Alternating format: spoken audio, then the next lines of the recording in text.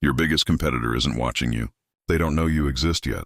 What if every post you made delayed your success by 6 months? The billionaire next door drives a 2012 Honda. You'd never know.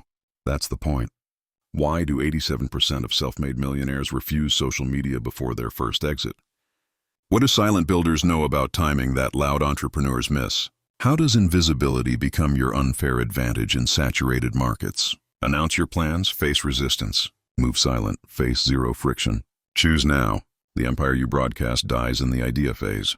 The one you hide, unstoppable. Let me tell you what nobody wants to admit. Every time you announce your next move, you're lighting a signal fire for everyone who wants to stop you. Your competitors, sure, but also your friends who need you to stay at their level. Family members who prefer the old version of you. Even your own psychology, which starts performing instead of building the moment you get that first hit of validation. You think transparency builds trust? In some contexts, yes. But when you're building an empire, transparency is a tax you can't afford to pay. I'm going to walk you through something that feels counterintuitive at first, maybe even lonely. But by the time we're done, you'll understand why the most successful operators you've never heard of have already figured this out. They're building in the shadows while everyone else is fighting for sunlight. And the gap between them and the loud builders grows wider every single day. Think about the last time you shared a goal. Maybe you posted about your new business idea or told your family you were going to lose 50 pounds or announced you were writing a book. What happened next? If you're honest, probably not much. The announcement felt good. People liked it, commented supportive things, told you they believed in you. And then something subtle shifted. The goal felt partially accomplished just by declaring it. Your brain got a little hit of dopamine from the social validation, and suddenly the actual hard work of execution felt less urgent. Psychologists call this social reality. When you announce an intention, your mind experiences it as partially complete. The pressure releases, the hunger dulls. But there's something even more insidious happening. The moment you broadcast your plans, you invite interference. Not always malicious interference, though sometimes it is. More often, it's well-meaning friction. People start giving you advice you didn't ask for. They share their opinions about why it might not work. They tell you about someone they know who tried something similar and failed. They project their own limitations onto your vision. And if your idea is actually good, if it actually threatens the status quo, you've just given every competitor a head start on building defenses against you. Silence isn't about secrecy for secrecy's sake. It's about velocity. It's about removing every form of drag from your operation so you can move faster than anyone else in your space. When you're invisible, you can pivot without explaining yourself. You can fail without an audience. You can test 50 versions of an idea without looking inconsistent. You can move into markets before competitors know those markets exist. You can build for 3 years while everyone else is building for 3 months between announcement and launch. I want you to do something for me right now. Take a breath. Not a normal breath, a real one. In through your nose for 4 counts. Hold it for 4 counts. Out through your mouth for 6 counts. Do that 3 times. As you breathe, I want you to scan your mind for all the things you've announced recently. Projects you've told people about. Goals you've shared. Plans you've broadcasted. Just notice them. Don't judge yourself. Just see them clearly. How many things are on that list? 3? 5? 10? Now ask yourself this question and be brutally honest. Which of those announcements accelerated your progress, and which ones slowed you down? Most people discover that almost every announcement created drag. Maybe not immediately, but over time. The energy that went into managing perception could have gone into building. The conversations explaining your vision could have been hours of execution. The mental space occupied by wondering what people think could have been focused entirely on what actually works. Let me tell you about Marcus. Not his real name, but a real person. 5 years ago, Marcus was a mid-level software engineer at a tech company you've definitely heard of. He was good at his job, well-liked, made decent money. He had an idea for a B2B software product that solved a specific problem he kept seeing in his industry. Here's what Marcus didn't do. He didn't post about it on LinkedIn. He didn't tell his coworkers. He didn't pitch it at startup weekends or look for co-founders on founder dating apps. He didn't create a coming soon landing page. He didn't join entrepreneur groups to talk about his journey. Here's what Marcus did do. He started building. Every morning before work, 4:30 to 7:30, he built the first version in 6 months. He started reaching out to potential customers through cold email. No personal brand, no social proof, just a solution to their problem. He got his first 3 paying customers in month 8. He told nobody. His coworkers thought he was just really into morning workouts. His friends thought he was becoming boring. His family thought he was stressed about work. None of them knew he was building something that would eventually do 8 figures in annual revenue. By month 18, he had 40 customers and more monthly recurring revenue than his salary. He quit his job. When people asked what he was doing next, he said he was consulting. Vague enough to be believable, specific enough to end the conversation. He kept building. 2 years in, he had 200 customers and had hired his first 3 employees, all of whom signed NDAs that made Fort Knox look casual. 3 years in, he sold the company. The acquisition was announced in a single press release that most people missed. His former co-workers saw it and were shocked. Wait, Marcus built what? When? None of us knew he was even interested in startups. That shock, that disbelief, that's the sound of strategic advantage. Marcus moved in silence for 3 years and emerged with life-changing wealth. If he'd announced his plans in month 1, 3 things would have happened. First, his co-workers would have had opinions. Some would have been discouraging. Some would have wanted to join and dilute his equity. Some would have started building competing products. Second, competitors would have seen the space he was moving into and fortified their positions or copied his approach. Third, his own psychology would have been compromised. He would have been building for an audience instead of building for outcomes. Now let me tell you about Jennifer. Same industry, similar skill level, similar idea. Different approach. Jennifer posted about her journey from day 1. She built in public. She shared her wins and losses on Twitter. She wrote LinkedIn posts about lessons learned. She started a newsletter about founding a startup. She gave talks at meetups. She was transparent about her revenue numbers. Her audience grew. Thousands of people followed her journey. Investors reached out. Podcast hosts interviewed her. She felt seen, validated, important. 3 years later, Jennifer's company does about 12% of the revenue Marcus's did before he sold. She has more followers than Marcus ever will. She's more famous in her niche. People recognize her at conferences. But she's not rich. She's not free. She's still grinding, still hustling, still performing. Because somewhere along the way, building the company became secondary to building the audience. The validation loop of posting and engaging became more addictive than the validation of revenue growth.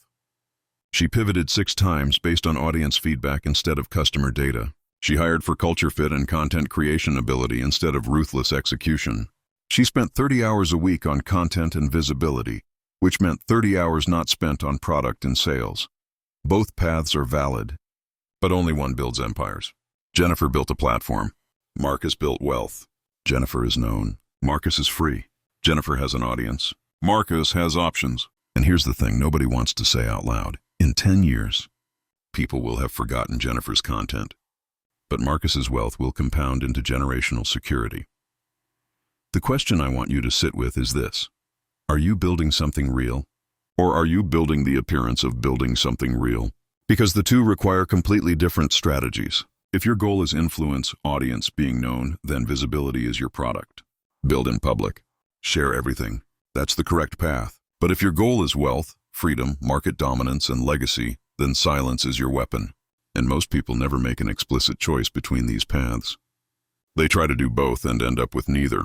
Let's talk about what I call the noise tax. Every minute you spend on visibility is a minute you're not spending on building.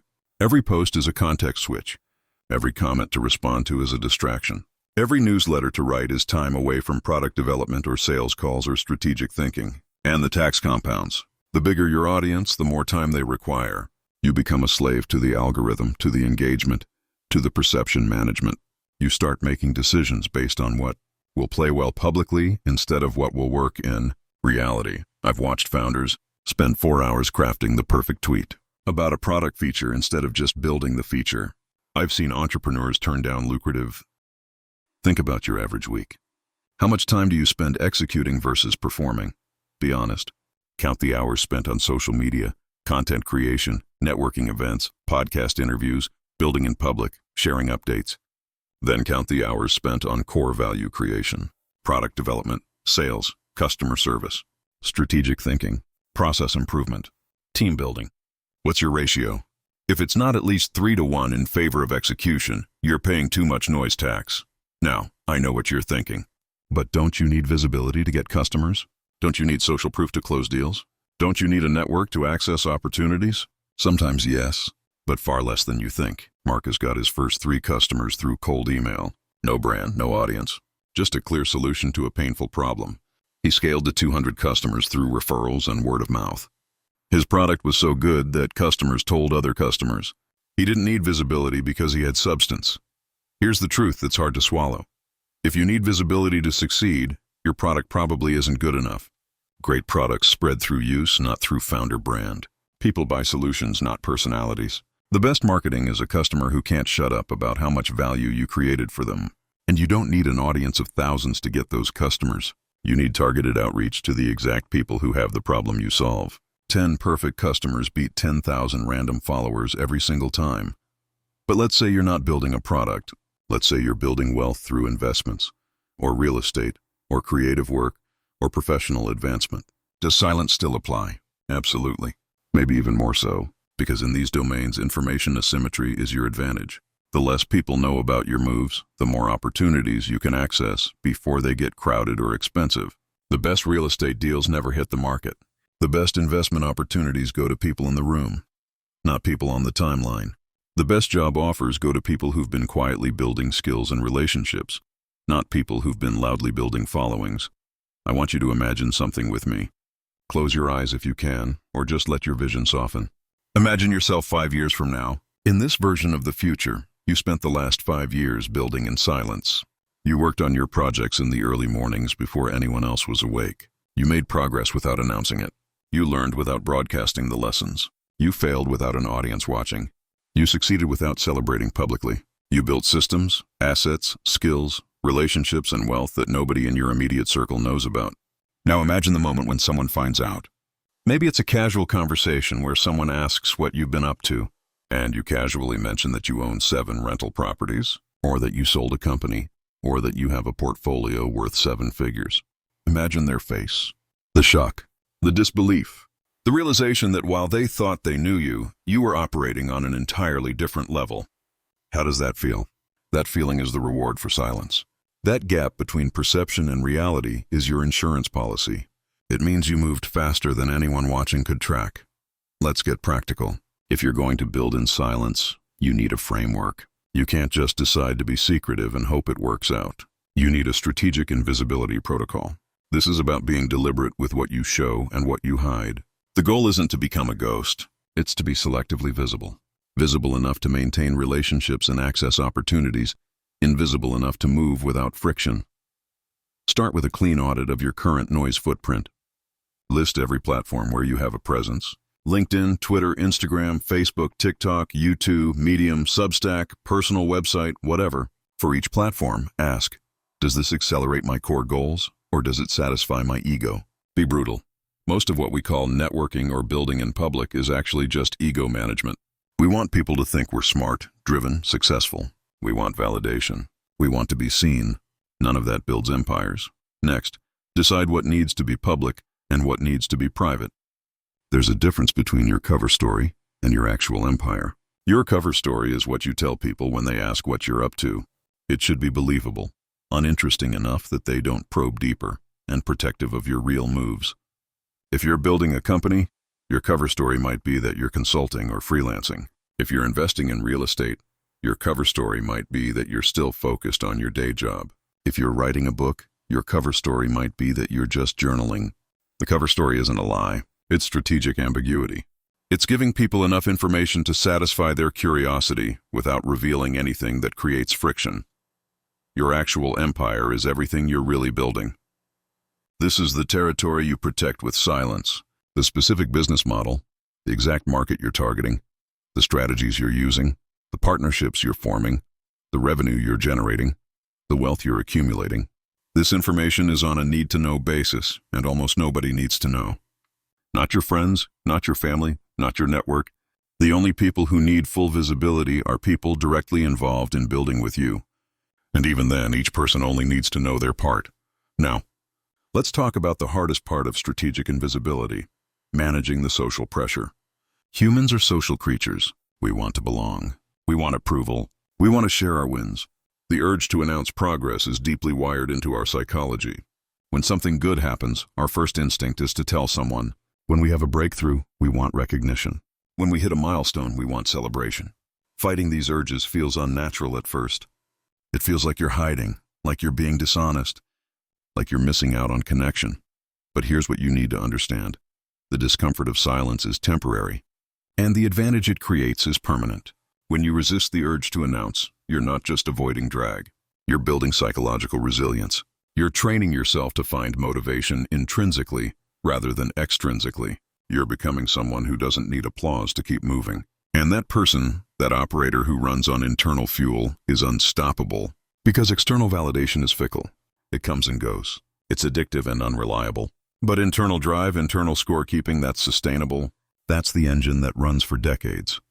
So how do you build that internal scorekeeping system? Start by defining your real metrics, not the metrics that look good on social media. The metrics that actually indicate progress toward your goals. If you're building a business, it's probably revenue, profit margin, customer retention, customer acquisition cost.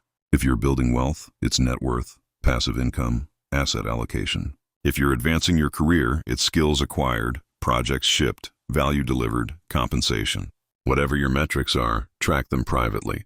Build a dashboard only you see. Update it weekly. Make it beautiful. Make it motivating. Make it yours. Let those numbers be your dopamine hit instead of likes and comments. Then create rituals around milestone achievement that don't require external validation. When you hit a goal, celebrate in private. Take yourself to dinner. Buy yourself something meaningful. Take a day off to reflect. Journal about what you learned. Call someone who's earned the right to know about your journey. Someone who's safe.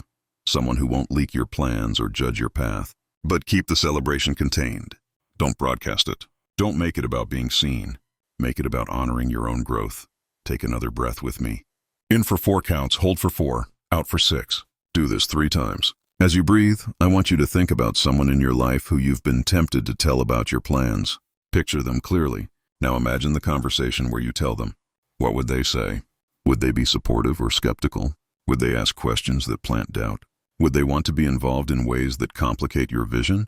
Would they tell other people? Would their knowledge of your plans change how you make decisions? Just notice what comes up. You don't have to act on any of this.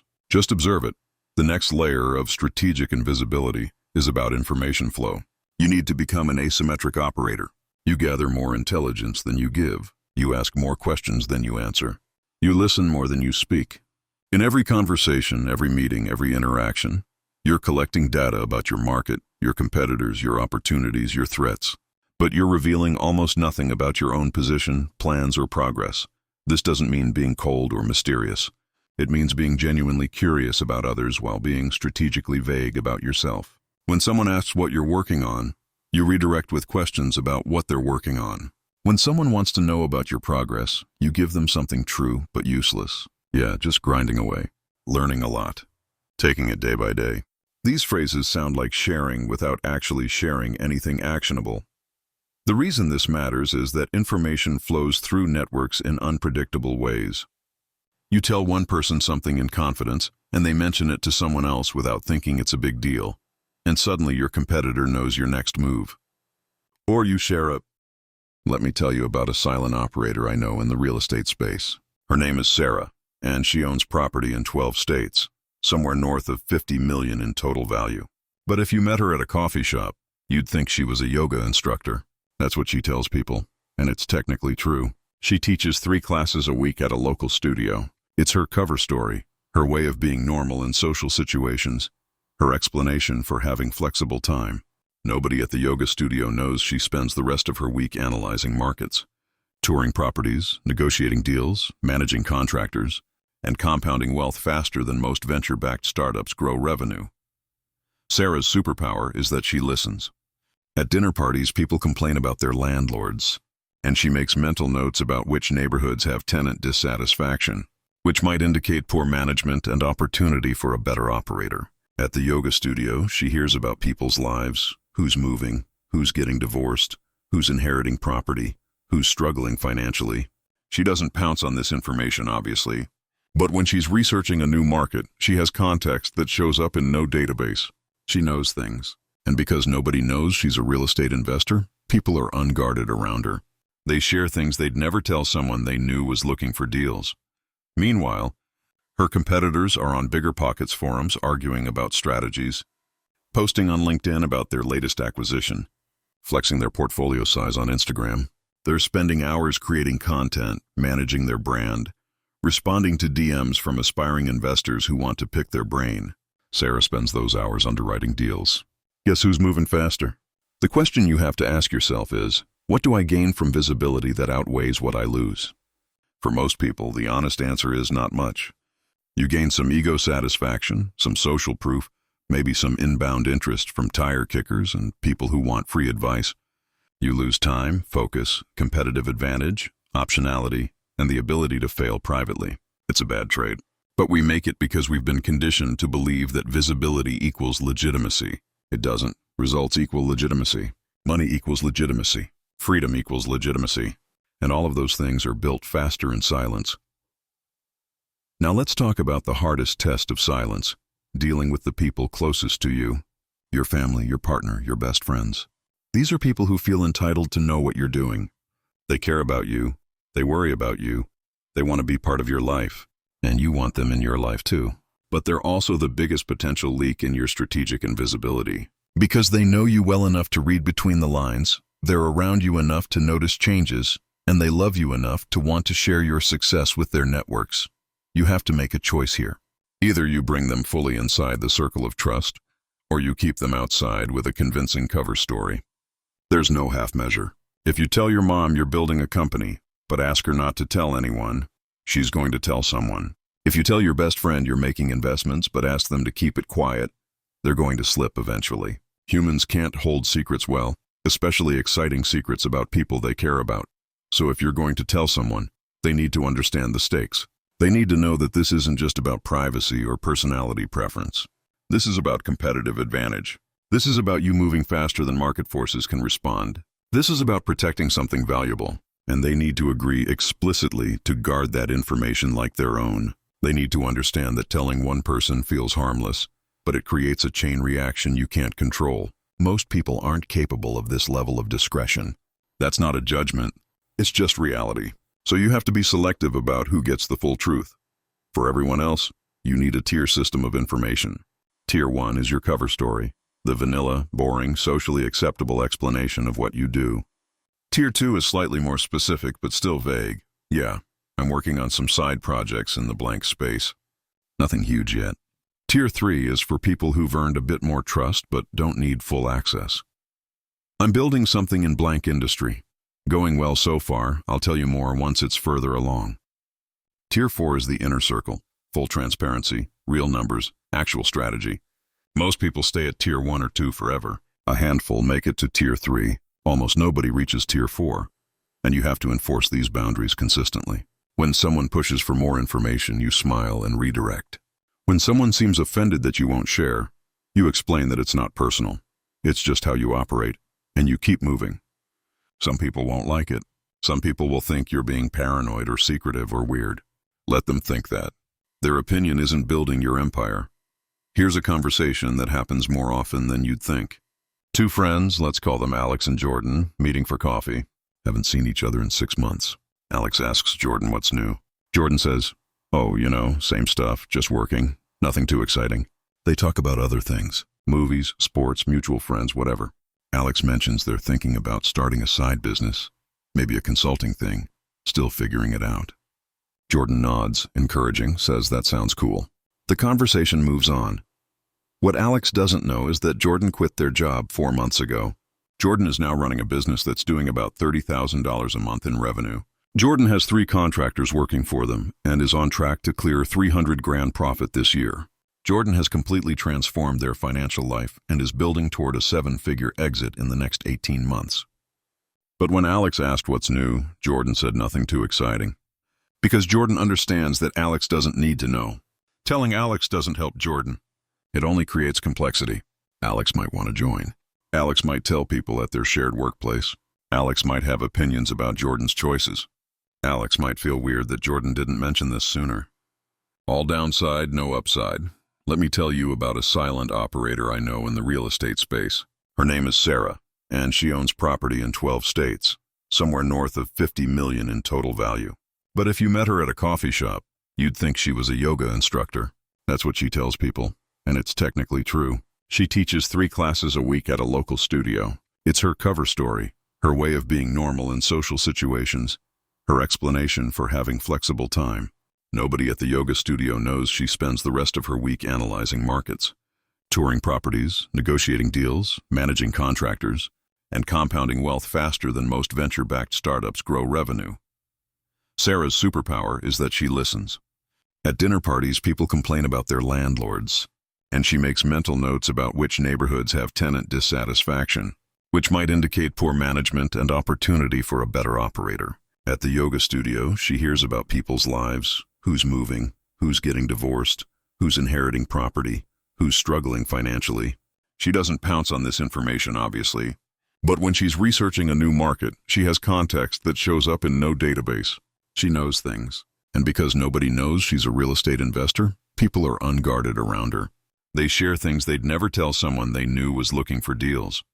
Meanwhile, her competitors are on BiggerPockets forums arguing about strategies, posting on LinkedIn about their latest acquisition, flexing their portfolio size on Instagram.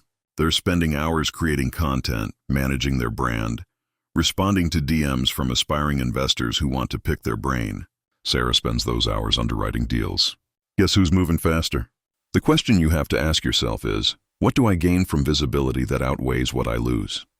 For most people, the honest answer is not much.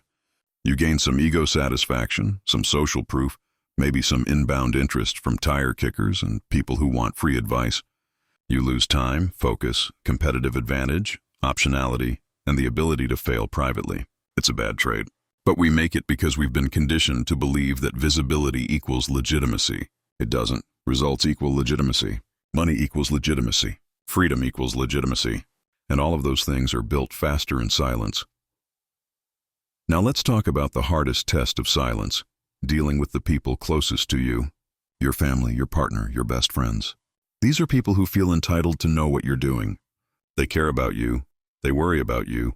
They want to be part of your life. And you want them in your life too. But they're also the biggest potential leak in your strategic invisibility. Because they know you well enough to read between the lines, they're around you enough to notice changes, and they love you enough to want to share your success with their networks. You have to make a choice here. Either you bring them fully inside the circle of trust, or you keep them outside with a convincing cover story.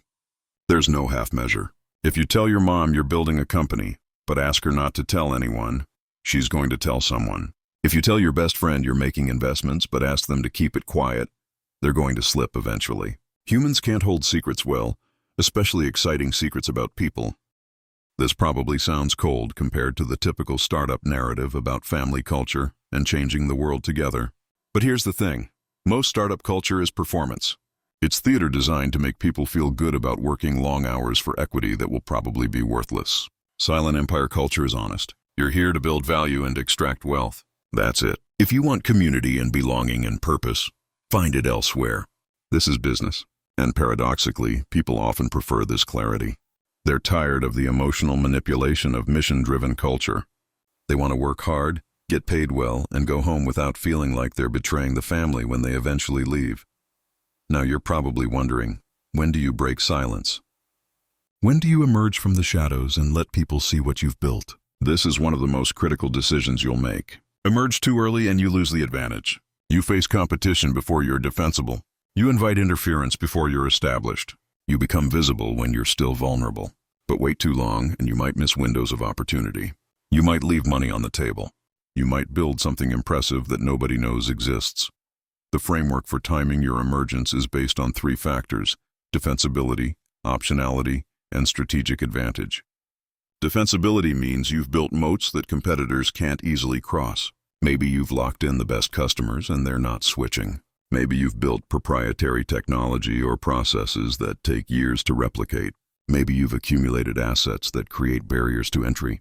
Maybe you've developed relationships that give you exclusive access. Whatever your moats are, they need to be deep enough that even when competitors see what you're doing, they can't catch you. If you emerge before you have defensibility, you're just showing everyone how to compete with you.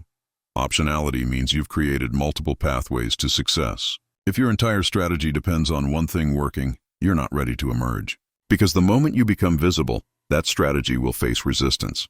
Markets will respond, competitors will adapt, circumstances will change. But if you have optionality, if you've built a portfolio of opportunities, if you have backup plans and alternative routes, then emergence becomes lower risk. You're not betting everything on visibility working out perfectly. You have fallback positions. Strategic advantage means emergence itself creates leverage. The reveal isn't just about letting people know you exist. It's about using that reveal as a weapon. Maybe you emerge right as you're announcing a major partnership or acquisition. Maybe you reveal your numbers right when competitors are fundraising, and you make them look weak by comparison. Maybe you show up right when a market narrative is shifting, and you position yourself as the leader of the new wave. The emergence is timed for maximum impact, not just whenever you feel like it. For most silent builders, the right time to emerge is later than they think. Our instinct is to share success as soon as it's real. We want credit. We want recognition. We want people to know we weren't wasting time. But resist that urge. Stay dark longer. Keep compounding. Keep building. Because every additional month of silence is another month of exponential advantage. Your competitors are still trying to figure out the problems you solved last year. Your growth curve is steeper than they realize. Your position is stronger than they know. The longer you wait, the bigger the gap. When you do finally emerge, do it from a position of absolute strength. Don't tease it. Don't build anticipation. Don't do a coming soon campaign. Just appear one day with something undeniable.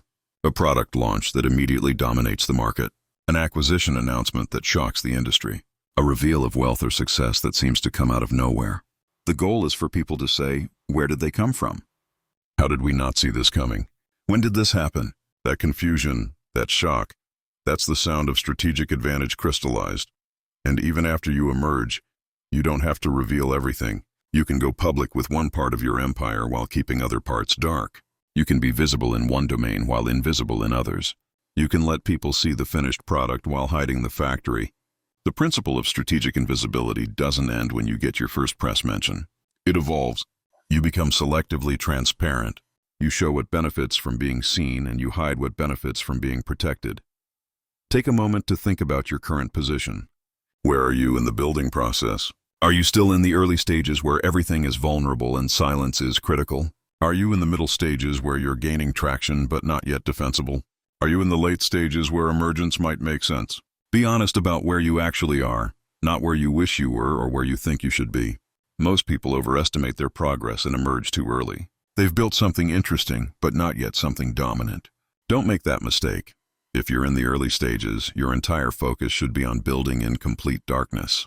Tell almost nobody. Share nothing publicly. Use a cover story with everyone except the people directly involved in building with you. Test everything. Move fast. Fail privately. Iterate constantly. Develop your product or service or system until it's so good that you won't need marketing to get early traction. Build for at least 18 months before even considering any visibility. 2 to 3 years is better. If you're in the middle stages, you're past product market fit, but not yet at escape velocity. You have customers or revenue or traction, but you're not dominant. You're still vulnerable to competition. This is where most people break silence too early. They hit some milestone and they want to celebrate it publicly. Don't. This is when you need silence most, because you've proven the model works, which means if competitors see it, they'll copy it. Stay dark. Scale aggressively. Build your moats deeper. Get to a position where even if everyone knows what you're doing, they can't replicate your advantages.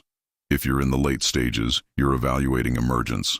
You have strong defensibility, real optionality, and potential strategic advantage from going visible. This is when you can start thinking about selective transparency. But even here, be strategic. Don't just flip a switch from invisible to visible. Slowly increase your signal. Start with the channels that matter most for your goals. If you need certain customers, become visible to them specifically. If you need certain partnerships, become visible to those potential partners. Don't spray visibility everywhere. Be surgical about it. Here's something nobody talks about: the psychological difficulty of staying silent when things are going really well. It's easy to stay quiet when you're struggling or when nothing is working. There's nothing to share. But when you hit a huge milestone, when you have a massive win, when something breaks through in a big way, the urge to tell people becomes almost irresistible. You want validation. You want recognition. You want people to know you were right. You want to prove something to everyone who doubted you. This is where most silent builders break. I've seen it happen dozens of times. Someone builds quietly for 2 years. They're making real progress. They hit a milestone they never thought they'd reach, and in a moment of excitement, they post about it. Just one post, just sharing the win. What's the harm? And immediately things change. Competitors notice, questions start coming in. People want to know more. The algorithm shows the post to more people. Opportunities that seemed like opportunities turn out to be distractions. Someone they told tells someone else. The information spreads, and suddenly the protective shield of invisibility is gone. They're in the game publicly now, whether they meant to be or not. If you take nothing else from this, remember this. The urge to share is not the same as a strategic reason to share.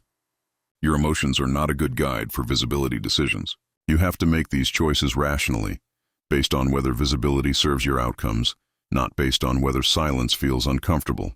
Most of the time, the discomfort of silence is just your ego wanting to be fed. Feed it privately. Celebrate alone or with your inner circle. But don't let a temporary emotional urge destroy a strategic position you spent years building. Let's talk about what happens when you face resistance from people who think your silence is strange or secretive or paranoid. Because you will face this. People are conditioned to believe that transparency is always good, that openness is virtuous, that if you have nothing to hide, you should hide nothing. They'll pressure you to share. They'll accuse you of being distant or closed off. They'll say things like, "Why won't you just tell me what you're working on? Are you doing something shady? Why are you being so secretive? Do you not trust me?" None of these questions are about you. They're about the other person's discomfort with not knowing. Humans don't like uncertainty, especially about people they care about or feel competitive with. When you won't tell them what you're doing, it creates a gap in their mental model of you. They have to sit with not knowing, and most people hate that feeling. So they push, they probe. They try to make you feel bad for maintaining boundaries. Your response has to be calm, confident, and consistent. You're not being secretive. You're being focused. You're not hiding anything shady. You're protecting something valuable. You're not distrust. The transition is uncomfortable. The first few months of building in silence, you'll feel like you're missing out. You'll see other people announcing their projects and getting engagement, and you'll wonder if you're making a mistake. You'll have moments where you want to break silence and tell someone, anyone, what you're working on. You'll question whether this is worth it. That's all normal. Push through it. It gets easier. Your need for external validation atrophies like a muscle you stop using. And what grows in its place is internal drive that's far more powerful. Take a deep breath with me one more time. In for 4 counts. Hold for 4. Out for 6. 3 times. As you breathe, I want you to make a decision. Not a vague intention, an actual decision. Are you going to build your next thing in silence or not? If the answer is yes, commit to a timeline. How long will you stay dark? 18 months? 3 years? 5 years? Pick a number that feels both ambitious and doable. If the answer is no, that's fine too. But be clear that you're choosing visibility and all the trade-offs that come with it. Don't try to do both. Don't try to build in public while maintaining strategic secrecy. Pick a lane. If you're committing to silence, here's your action plan. First, audit your current noise. What have you announced recently? What are you currently visible about? Make a list. Then decide which of those things you're going to stop talking about. Some might be too far out there already to pull back. Fine, but draw a line. Nothing new gets announced for your commitment period. Second, create your cover story. What's your vanilla explanation for what you do that's true enough to be believable but boring enough to end conversation? Write it down. Practice saying it until it sounds natural. Third, identify your inner circle. Who needs to know what you're really doing? Make a list, probably 3 to 5 people maximum. Brief them on your strategy and why you need them to help you maintain silence. Fourth, set up your operational security. Separate email addresses, privacy tools, compartmentalized online identities. Whatever you need to keep your empire-building activity separate from your public persona. Fifth, design your internal scorekeeping system. What metrics actually matter? How will you track them? How will you celebrate milestones privately? Build this infrastructure now so you're not tempted to seek external validation later. Sixth, find your silent operator community. You need at least 1 or 2 people who are building the same way you are, who you can talk to honestly without breaking your public silence. Look for them deliberately. They're out there, and then, most importantly, build. Not for an audience, not for applause, not for proof. Build because you're creating something valuable. Build because you see an opportunity others don't. Build because you're solving a problem that matters. Build because you're accumulating wealth or skills or assets that compound. Build because you're playing a longer game than everyone around you. Build because 3 years from now, You want to emerge from the shadows with something undeniable. Build because you understand that the empire they never see coming is the empire they can't stop. You're going to face moments where this feels wrong, where silence feels like hiding, where you feel like you're wasting an opportunity to build your brand, where you see someone else getting attention for something similar to what you're doing, and you feel like you should be out there too. In those moments, remember, attention is not the same as progress. Fame is not the same as freedom. Being known is not the same as being successful. You're not hiding, you're hunting, and the best hunters move silently until they strike. The world is full of people building loudly. They're everywhere. They're unavoidable. They're in your feed, on your timeline, in your inbox, at events, on podcasts, giving talks, writing threads, sharing their journey. And most of them are stuck. They're trapped in the performance. They're on the treadmill.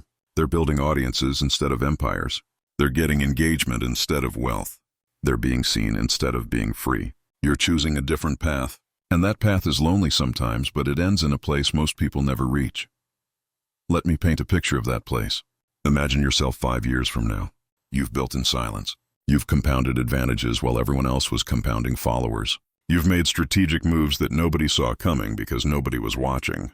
You've accumulated wealth that doesn't show up on any public platform. You've built systems that throw off cash flow without requiring your constant attention. You've developed relationships with people who matter based on what you've delivered, not based on your social media presence. You've created optionality where you can do what you want, when you want, with whom you want, and then, if you choose to, you emerge. Maybe you don't. Maybe you stay silent forever because you realize you don't need the visibility. But if you do emerge, you do it from absolute strength. You're not launching something and hoping it works. You're revealing something that already works. You're not asking for attention. You're commanding it because what you've built is undeniable. You're not hustling for opportunities. Opportunities come to you because people want access to what you've created. You're not proving anything to anyone. You've already won. Now you're just letting people know. That's the promise of moving in silence. That's what you get if you can resist the urge to be seen while you're building. That's the prize for doing the work when nobody's watching. That's the reward for playing the long game while everyone else is playing for today's validation. And that's available to you if you want it, but you have to want it more than you want applause. You have to want it more than you want approval. You have to want it more than you want to be seen. You have to want the empire more than you want the story of building the empire. Most people can't make that trade. They love the story too much. They love the process of sharing the process too much. They love the validation too much. And that's fine. Those people will build something. They'll have audiences. They'll have community. They'll have visibility. But they won't have empires. Not real ones. Not the kind that last. You get to decide what you want. And you get to decide right now. Because every day you wait is another day of leaking information. Another day of building with drag. Another day of giving competitors intelligence. Another day of performing instead of executing. The decision to go silent isn't something you ease into. It's something you commit to fully and immediately. Today. Right now. This moment. So here's my final challenge to you. Make the commitment. Choose your timeline. 3 years of complete silence. 1,000 days of building in the dark. Can you do it? Can you resist every urge to share for 3 years? Can you hold your boundaries when people push? Can you maintain your cover story when it would be easier to just tell the truth? Can you celebrate alone? Can you process failure alone? Can you keep building when nobody knows you're building anything significant? If you can, you'll emerge with advantages that nobody who built publicly can match. If you can't, you'll join the masses of loud builders fighting for scraps of attention while the silent operators take everything else. The clock starts now. Or it doesn't. But if it does, commit fully. No half measures. No sort of silent. No mostly quiet. All in. Complete darkness. Strategic invisibility. Building empires they'll never see coming until it's too late to compete. That's the game. That's the doctrine. That's the path to the freedom everyone talks about but almost nobody achieves. Move in silence. Build without applause. Compound without an audience. Emerge when untouchable. This is the way. Not the only way. But the way that works, when you need velocity, when you need advantage, when you need to go from nothing to something while everyone else is stuck performing. This is how you build empires they'll never see coming. This is how you win, while others are still talking about winning. You have everything you need. You have the framework. You have the strategies. You have the mindset. You have the examples. You have the warnings. Now you just need the discipline. The discipline to stay quiet when you want to shout. The discipline to build when you want to broadcast. The discipline to compound when you want to celebrate. The discipline to be misunderstood now so you can be undeniable later. 3 years. 1,000 days. Then emerge, or don't emerge. Because by then you might realize that silence isn't a strategy. It's a lifestyle, and the freedom it creates is more valuable than anything visibility could ever offer. The choice is yours, but choose now. Because every moment spent visible is a moment you could have spent building, and you can't get those moments back. The empire you never built because you were too busy telling people you were building it haunts you forever. The empire you built in silence while everyone else was talking makes you free forever. This is your moment. Decide, then execute. Silently, but deciding isn't enough. You need systems. You need practices. You need relapse-proofing strategies for the moments when your resolve weakens. Because it will weaken. The urge to share is primal. The need for validation is hardwired. You're fighting against millions of years of evolution that wired us to seek approval from the tribe. So let's build the infrastructure that keeps you silent when every instinct is screaming at you to speak. Let me give you the 30-Day Silence Foundation Protocol. This is a structured program to rewire your relationship. Day 4. Identify your inner circle. Write down the names of people who absolutely need to know what you're building. Cross out anyone who doesn't directly contribute to the outcome. Your list should be shorter than you think. Day 5. Have the conversation with your inner circle. Explain why you're going silent. Ask for their support. Make it clear this isn't about secrecy, it's about speed. Day 6. Audit your digital footprint. Google yourself. Look at your LinkedIn, your Twitter, any public profiles. What story do they tell? What would a competitor learn from them? Day 7. Clean up what needs cleaning. Make your profiles generic enough that they don't reveal your current moves. Day 8. Set up operational security. New email for empire building. Privacy browser extensions. VPN if you're researching competitors. Compartmentalize your digital life. Day 9. Create your celebration ritual. How will you mark milestones without external validation? Maybe it's a specific meal, a particular journal entry, a call with someone in your inner circle. Design it now. Day 10. Write down your why. Why are you building in silence? What's the end goal? What are you willing to sacrifice? This document is your North Star when you're tempted to break silence. Day 11 through 20. Execute in complete silence. Build, ship, iterate, test. Every day. For 10 days straight, you're working on your empire and telling nobody. Track your progress in your private dashboard. Notice the urges to share. Write them down but don't act on them. Day 21. Review your 10 days of silence. How did it feel? What was hard? What was easier than expected? What urges came up? Write it all down. Day 22 through 28. Another 7 days of silent execution. You're building the habit now. Day 29. Assess your first month. Look at your metrics. Did you move faster than usual? Did you have more focus? Was the silence worth it? Day 30. Make the long-term commitment. Based on what you learned, commit to your timeline. 18 months, 3 years, 5 years, write it down. Put a date on your calendar for when you will evaluate emergence. Then get back to building. But the 30-day protocol is just the foundation. You need ongoing practices to maintain silence over years, not weeks. Let me give you the weekly silence maintenance routine. Every Sunday evening, spend 30 minutes on silence reinforcement. First, update your private metrics dashboard. Look at the progress you made this week. Let those numbers be your dopamine hit instead of social media engagement. Second, review your urge log. If you tracked moments when you wanted to share this week, look at the patterns. What triggered the urge? Was it a win? A struggle? Seeing someone else get attention? Understanding your triggers helps you defend against them. Third, check your cover story. Did you use it this week? Did it work? Does it need refinement? Your cover story should feel effortless, not like you're hiding something. Fourth, scan for information leaks. Did you accidentally reveal something you shouldn't have? Did someone figure out more than you wanted them to know? How did that happen? Fix the leak. Fifth, plan next week's silent execution.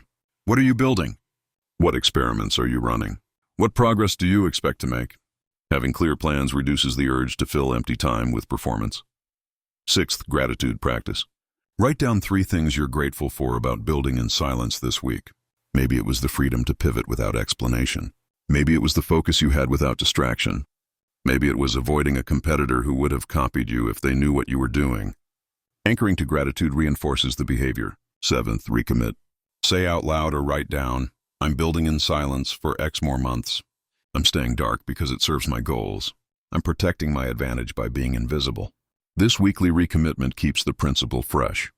Now let's talk about the specific moments when you're most likely to break silence and how to defend against each one. First trigger, you hit a major milestone. Maybe you got your first customer, or crossed 10,000 in monthly revenue, or closed a major deal, or shipped a product you're proud of.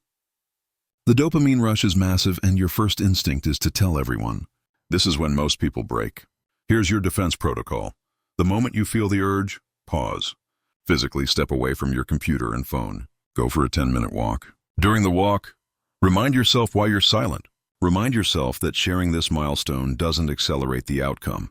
It only satisfies ego. When you get back, open your private dashboard and log the win. Write down everything you want to say publicly, but put it in your private journal instead. Get the thoughts out, just not publicly. Then do your private celebration ritual, whatever you designed on day 9 of the foundation protocol. Make it meaningful. Make it feel like a real celebration, but keep it contained. If the urge is still strong after all that, call someone in your inner circle. Tell them about the win. Get the validation you need from someone safe. But choose this person carefully. It should be someone who understands why you're silent and won't accidentally leak. After you've done all this, if you still feel like you have to post something completely unrelated to your actual work.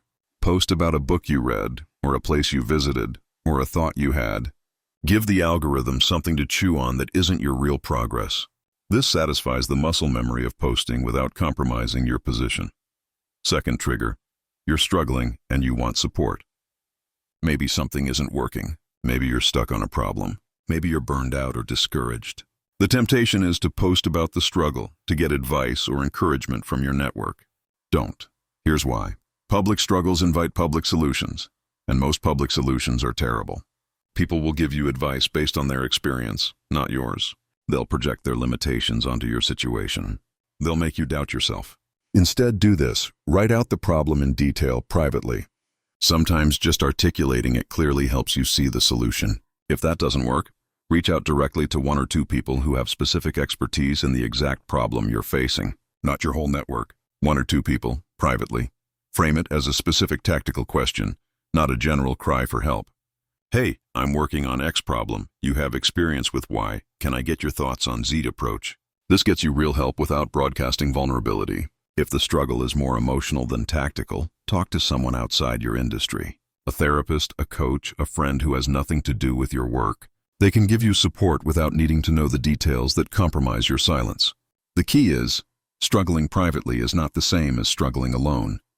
You can get help without being public. Third trigger, someone directly calls you out. They say something like, I know you're building something. Why won't you tell me? Or they say, you're being weird and secretive. What's going on? This is confrontational, and it activates our fight or flight response.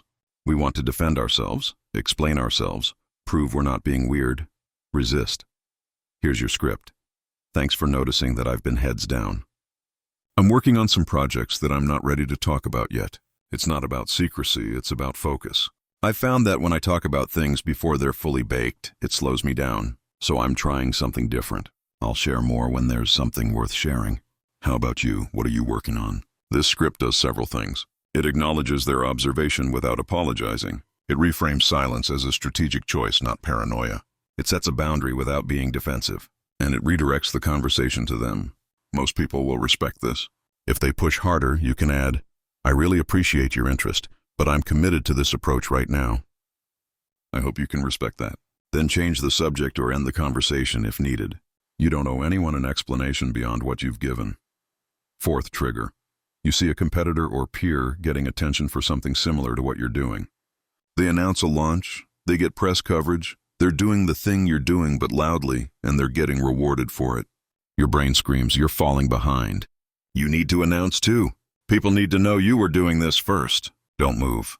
This is ego, not strategy. Here's what you do. First, assess objectively. Is their announcement actually threatening your position, or does it just hurt your ego? If you're honest, it's usually ego. They got attention, but you have substance. Attention fades. Substance compounds. Second, use their visibility against them. They just told you their strategy. They showed you their product, their pricing, their positioning, their approach. That's intelligence you didn't have yesterday. Study it. Learn from it. Identify gaps you can exploit. Third, remind yourself of your timeline. You're not trying to win this week. You're trying to win in 3 years. In 3 years, their announcement will be forgotten and you'll have insurmountable advantages they never saw coming. Finally, channel the competitive energy into building. If seeing them succeed makes you angry or anxious, use that fuel. Go build. Go execute. Go ship.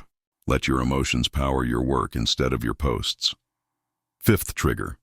You're in a social situation where everyone is talking about their projects and you're using your cover story, but you feel invisible and irrelevant. You're at a dinner party, a conference, a reunion, whatever. People are sharing. You're not at this event to perform. You're there to learn. And if you really want to build relationships, you can do that without revealing your hand.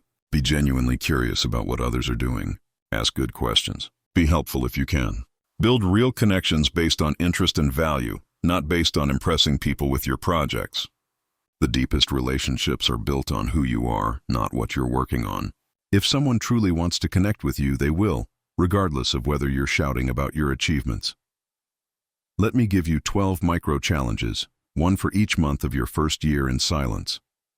These are designed to build your silence muscle progressively. Month 1 challenge: 0 public announcements about your core project. You can post about other things if you need to feed the algorithm, but nothing about what you're actually building.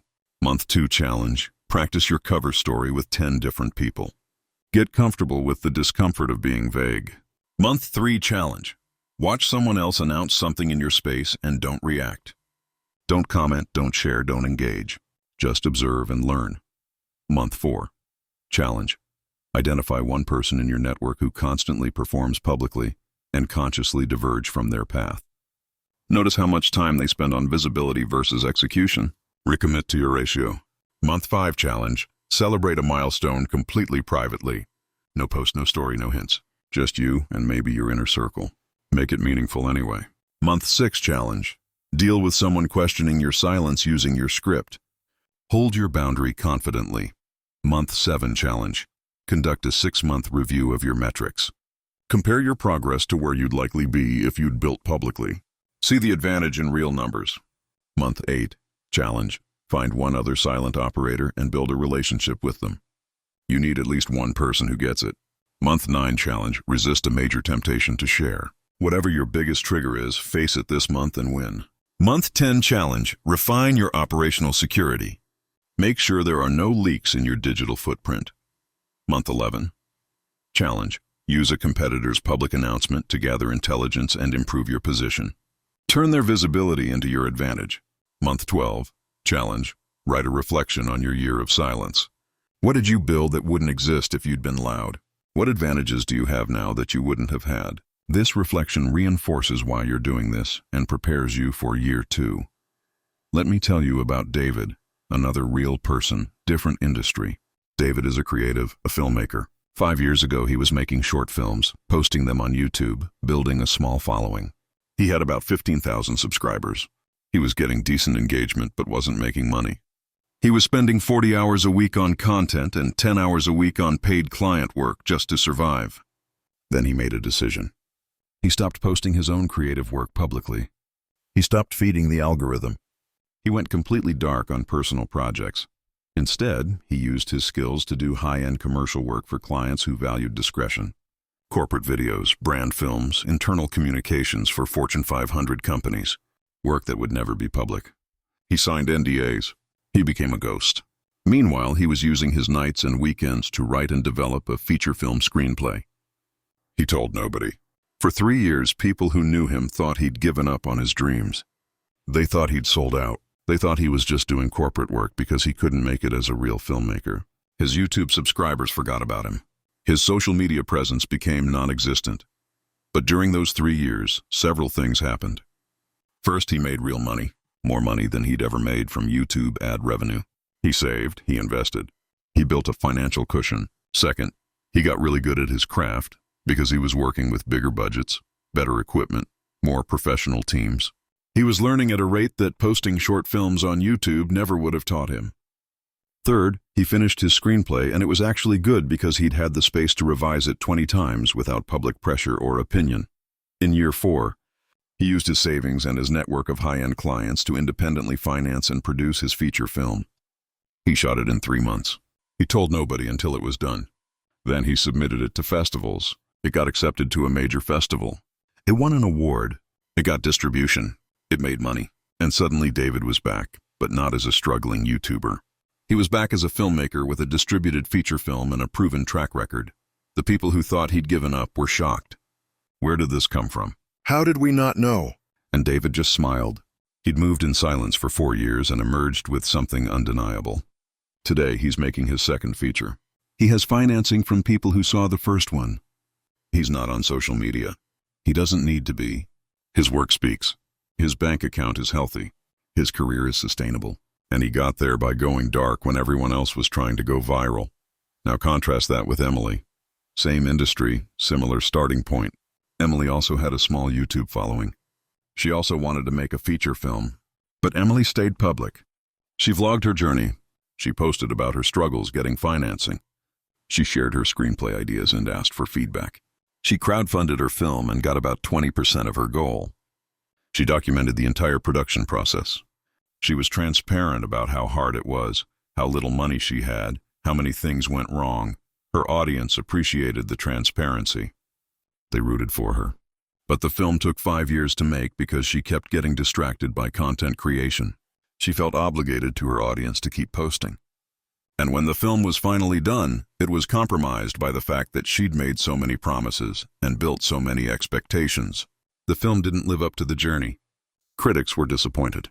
Her audience was supportive, but the film didn't go anywhere. And Emily is still on YouTube, still posting, still struggling, still trying to make it work. Her transparency built an audience, but it didn't build a career. The lesson isn't that building in public never works. It's that for certain types of achievement, for certain types of empire, silence is the superior strategy. If David had built in public, he would have faced the same struggles Emily did. The pressure to perform would have slowed him down. The need to satisfy audience expectations would have compromised his work. The constant content creation would have drained energy from the actual craft. Silence gave him the space to become excellent, and excellence is what created opportunity. Let me give you another scenario, this time in the tech space. 2 developers, we'll call them Ryan and Priya, both working at big tech companies. Both had ideas for developer tools. Ryan started a Twitter account to build in public. He tweeted about what he was building. He shared his progress, his learnings, his struggles. He built a following of about 8,000 developers. He got feedback. He got encouragement. He felt like he was part of a community. His product launched to his audience and got about 200 users in the first month. Not bad. Priya took a different approach. She built in complete silence. She didn't tweet. She didn't have a blog. She didn't join the build-in public community. She just built. She reached out directly to developers she knew had the problem her tool solved. She did customer development interviews one-on-one. She iterated based on real feedback from real users, not based on Twitter replies. She launched with 0 fanfare, no product hunt, no hacker news, no tweets. She just emailed 50 developers and said, "I built this thing. I think it solves your problem. Want to try it?" 30 of them said yes. After a month, 25 of them were still using it. After 3 months, those 25 had told other people and she had 200 users through word of mouth alone.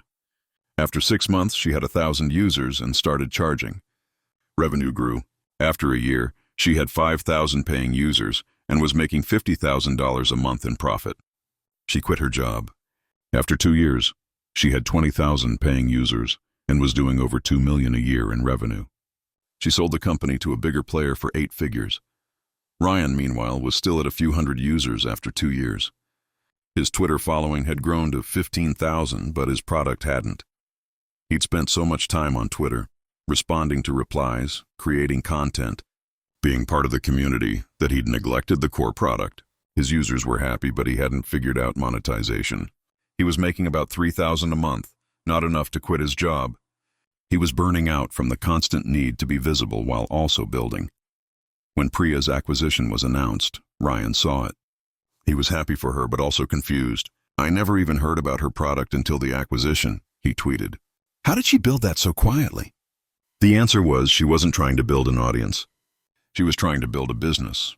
And businesses are built through customer value, not through founder brand. Ryan had optimized for reach. Priya had optimized for revenue. Both got what they optimized for. Now let's talk about relapse prevention in more detail, because you will have moments where you break silence. Maybe not completely, maybe just a small leak, but it will happen. The question is, how do you handle it without it becoming a full relapse into loud building? First rule, if you do accidentally reveal something you... Fifth rule, if the leak caused actual problems competitors noticed, people are asking questions, you need damage control. But even damage control can be silent. You don't have to post a clarification. You can just reach out privately to the people who matter and give them the real story. You can continue building and let your actions speak louder than the leak. Most leaks seem like a bigger deal to you than they are to anyone else. People forget quickly. The internet moves fast. Unless you keep talking about it, it will fade. Let me give you a deep practice script for different situations. Situation 1. You're at a networking event and someone asks what you do. You say your cover story. They probe deeper because they're genuinely interested or they sense you're being vague. They say something like, come on, there's got to be more to it than that. What are you really working on? Here's your level 2 script. I appreciate the interest. I'm exploring some opportunities in the X space, but it's early enough that I don't want to jinx it by talking too much. You know how it is. Sometimes the best way to make progress is to just keep your head down. I'm sure you've been there. What about you? What opportunities are you seeing right now? This script gives them slightly more than the cover story. Enough to feel like you opened up, but still protects the core details. And it immediately redirects to them. Most people will take this as a complete answer and move on. If they don't, if they keep pushing, you can escalate. I really am keeping this one close to the chest for now. Nothing personal, just how I operate on stuff that matters. I'm happy to connect about other things, though. Then change the subject or politely exit the conversation. Situation 2.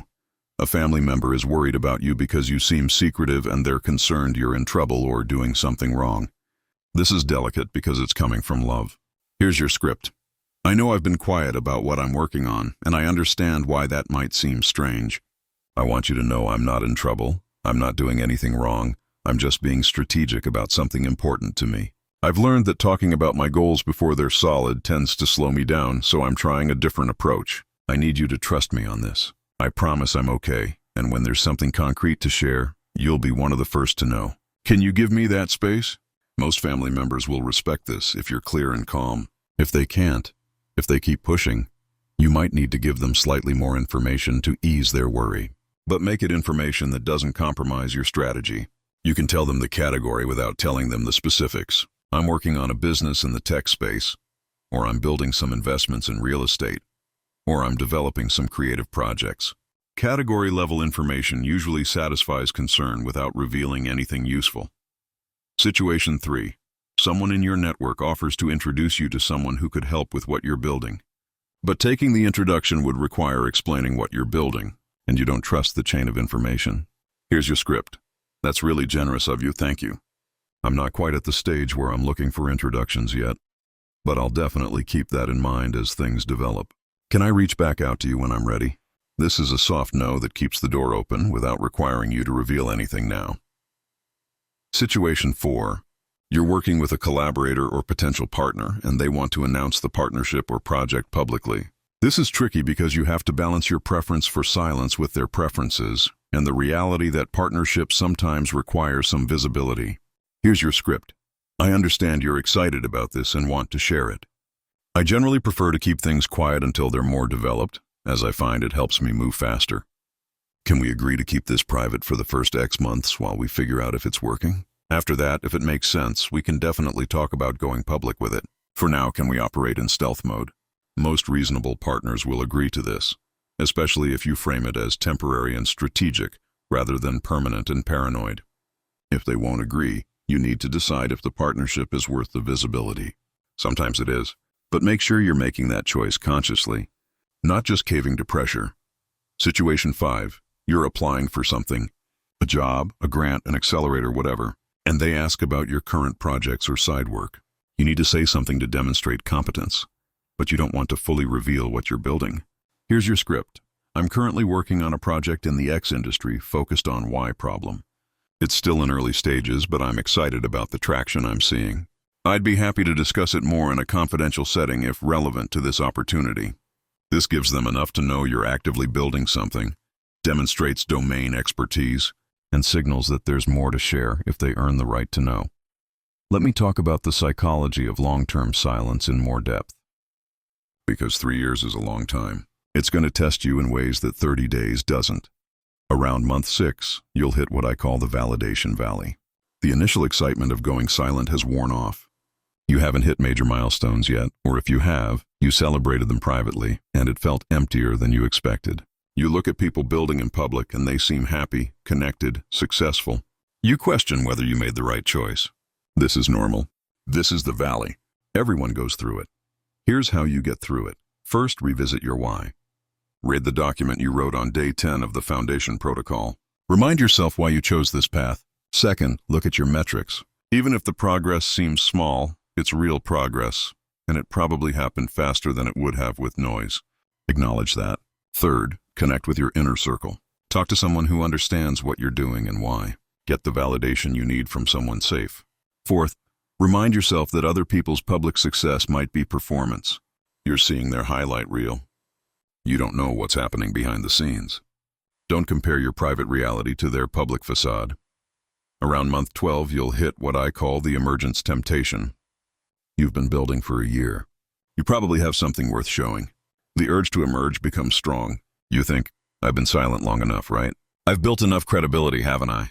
Now I can go public, resist. A year feels long, but it's not long enough. You probably haven't built the defensibility you need yet. You probably haven't created enough optionality.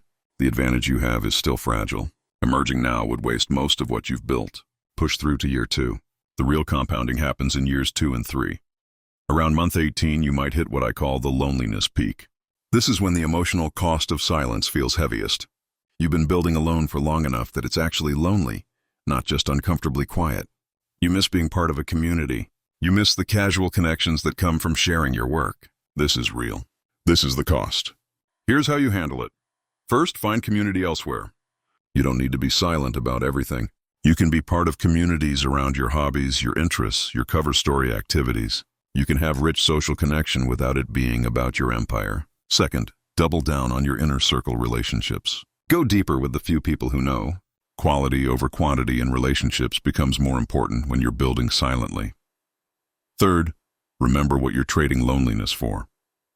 You're trading it for freedom, for speed, for advantage, for the ability to build something that matters without interference. That trade might not always feel worth it in the moment, but zoom out to the 3-year or 5-year timeline. The loneliness is temporary. The empire is permanent. Fourth, if it becomes truly unbearable, remember you can always choose to emerge. You're not locked in forever. But if you do choose to end the silence, do it strategically, not impulsively. Do it because you've hit your defensibility milestones, not because you're emotionally exhausted. Around month 24, you hit what I call the strength revelation. This is when you realize you've become someone different, someone who doesn't need external validation to stay motivated, someone who can sit with uncertainty and discomfort, someone who can hold a long-term vision when everyone around you is optimizing for short-term approval. This is when silence stops feeling like a sacrifice and starts feeling like a superpower. You've rewired yourself. You're operating on a different frequency than most people. This revelation is fuel for the final stretch to emergence. Let me give you some tactical advice on specific domains where silence creates advantage. Real estate. If you're buying properties, silence prevents competition for deals and keeps sellers from knowing you're an active buyer who might pay more. Don't post about your properties. Don't flex your portfolio. Just accumulate quietly. When people ask what you do, say you have a few rental properties as a side thing, even if you have 20.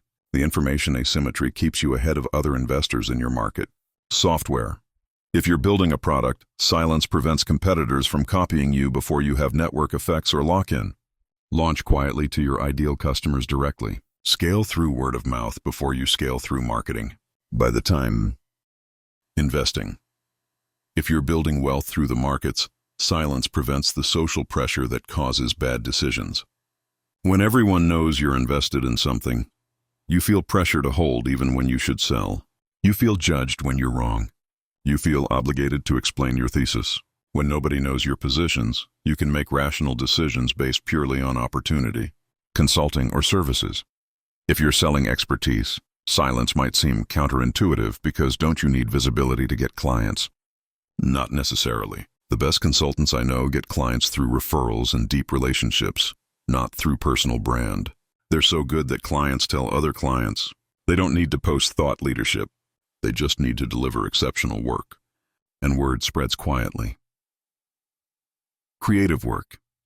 If you're a writer, artist, musician, or other creative, silence gives you space to develop your craft without public pressure. You can experiment. You can fail. You can find your voice without the noise of everyone's opinions. When you do eventually share your work, it's polished and excellent, not a rough draft performed for engagement. Career advancement. If you're climbing a corporate ladder or building a professional reputation, silence means letting your work speak instead of self-promotion. The people who matter, your bosses, your colleagues, your clients, see what you actually do. The noise of personal branding is for people who don't have substance. If you have substance, you don't need the noise. Let me give you 3 more detailed examples from different industries.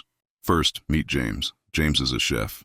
10 years ago, he was a line cook with dreams of opening his own restaurant. He didn't have money.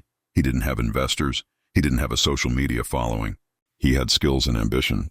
Here's what he didn't do. He didn't start a food blog. He didn't post cooking videos on TikTok. He didn't build a personal brand as a chef. He just worked. He moved from restaurant to restaurant, always taking jobs in kitchens that were better than his skill level, forcing himself to grow. He saved aggressively. He lived like he made half what he actually made. He spent his days off staging at the best restaurants in his region, working for free to learn from the best chefs. He built relationships with suppliers, with farmers, with other cooks.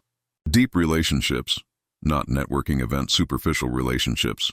After 7 years, he had enough saved to open a small place. 15 seats. He didn't announce the opening on social media. He didn't do press. He just opened and let the food speak. He invited the people he'd built relationships with over 7 years. Chefs, food writers, locals who cared about good food. They came, they told people. Word spread organically.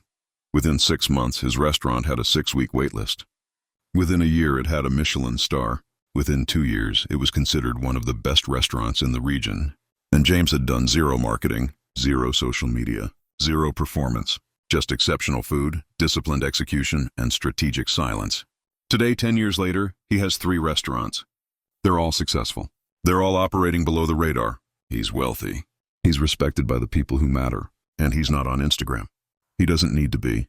Compare that to Sarah, another talented chef who took the social media route. She started posting her cooking on Instagram while she was still a line cook. She built a following. 50,000, then 100,000, then more. She did partnerships with brands. She got some press. She used her following to get investors interested in her restaurant concept. She opened with a lot of buzz. The restaurant was packed on day 1, full of influencers and social media people looking for content. But the food was rushed. The operations weren't tight. She'd spent so much time on content creation that she hadn't spent enough time perfecting the craft. Reviews were mixed. The hype died down. The restaurant struggled. She had to close it within 2 years. She still has her social media following. She still does brand deals. She makes okay money as an influencer. But she's not a restaurant owner. She's not a chef in the way she dreamed of being. She's a content creator who happens to cook. James is a chef who happens to own restaurants. The difference? Silence allowed James to focus on the craft. Noise forced Sarah to focus on the performance. Second example, meet Patricia. Patricia is a lawyer. 15 years ago, she was an associate at a big firm, working brutal hours, doing grunt work. She had an expertise in a specific niche of corporate law that was valuable, but not glamorous. She didn't go to legal conferences to give talks. She didn't write articles for legal publications. She didn't network aggressively. She just became excellent at her niche. When clients had problems in her area, she solved them better than anyone else.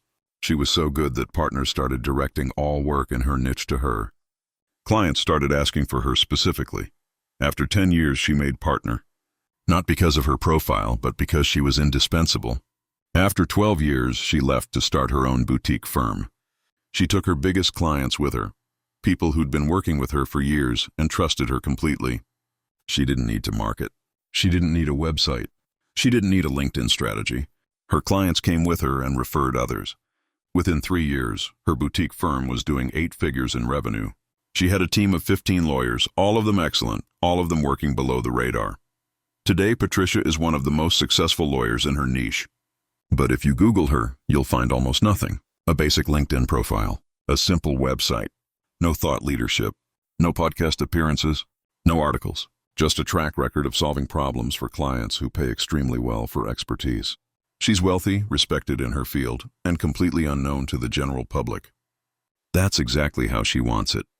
Compare Patricia to Michael, another lawyer in a similar niche who took the visibility route.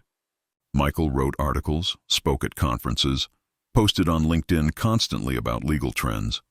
He built a following. He became known as a thought leader in his niche. He got clients through his visibility.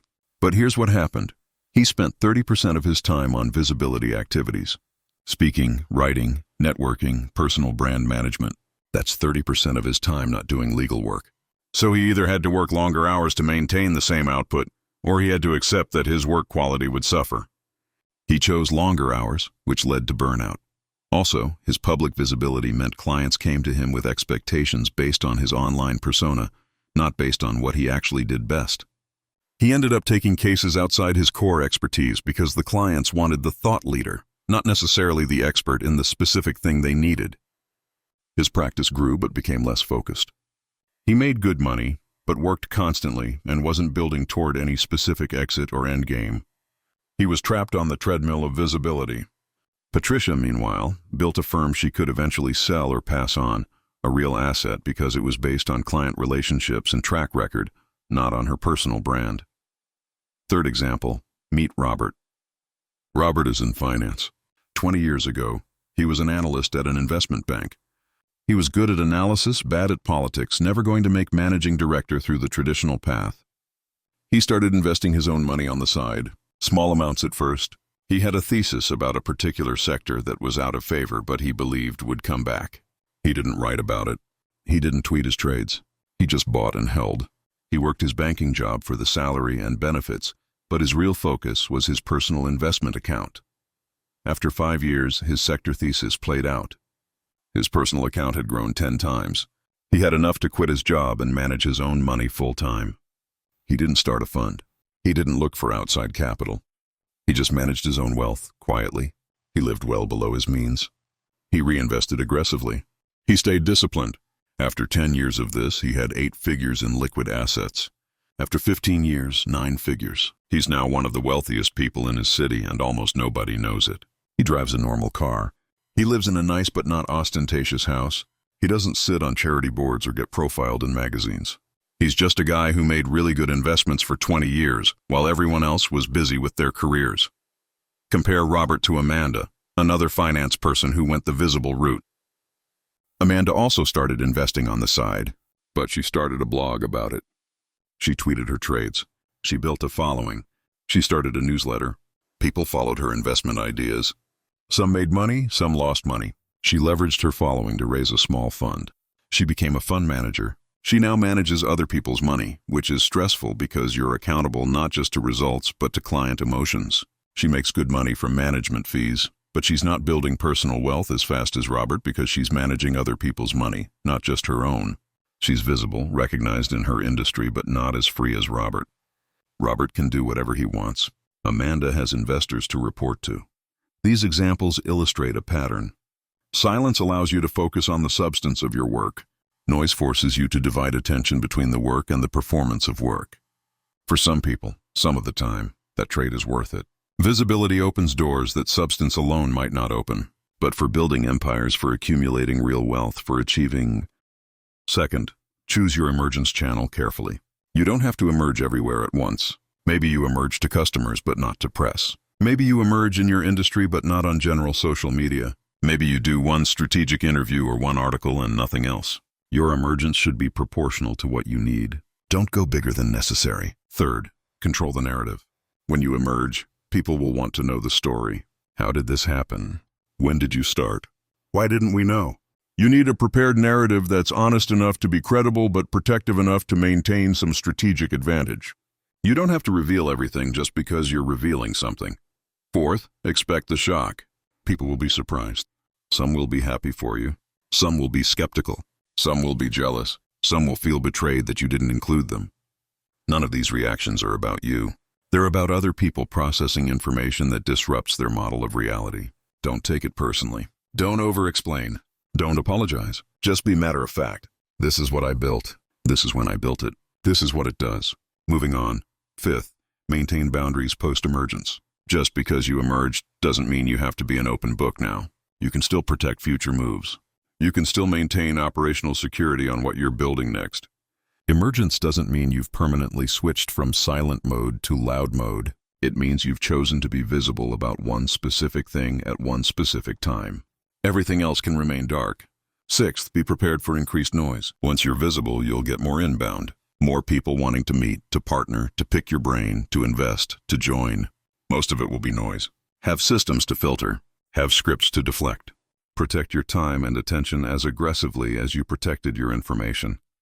Seventh, don't let emergence become performance. You emerge from a position of strength. Don't weaken that position by now becoming someone who needs to maintain visibility. You don't need to post regularly, grow a following, engage with audiences. You showed up, you revealed what you built, now you can go back to building. The emergence should be a one-time event or a rare occurrence, not the start of a new visibility habit. Eighth, learn from the emergence. What happened? Did it create the outcomes you wanted? Did it open doors? Did it create problems? What would you do differently next time? Use this intelligence to guide your next cycle of building, because once you've built one empire in silence, you can do it again. And the second time, you'll be even better at it. Finally, commit to the next cycle. Emergence isn't the end. It's a milestone. What are you building next? And can you build it in silence again? Because now you know the advantages. Now you've seen it work. The question is, will you go back to silence for the next build, or will you stay visible? For most people, once they've experienced the freedom and velocity of silent building, they never want to go back to loud building. But the choice is yours. Just make it consciously. Let me leave you with one final thought. The world is noisy. Everyone is shouting. Everyone is performing. Everyone is trying to be seen. This creates an enormous opportunity for those who choose differently. While everyone else is broadcasting signals, you can be receiving them. While everyone else is building audiences, you can be building assets. While everyone else is optimizing for reach, you can be optimizing for results. The gap between silent builders and loud builders compounds over time until it's unbridgeable. In 5 years, in 10 years, in 20 years, you'll look back and see two groups of people: those who spent their time being seen, and those who spent their time building empires. The first group will have stories and followers. The second group will have freedom and wealth. You get to choose which group you're in.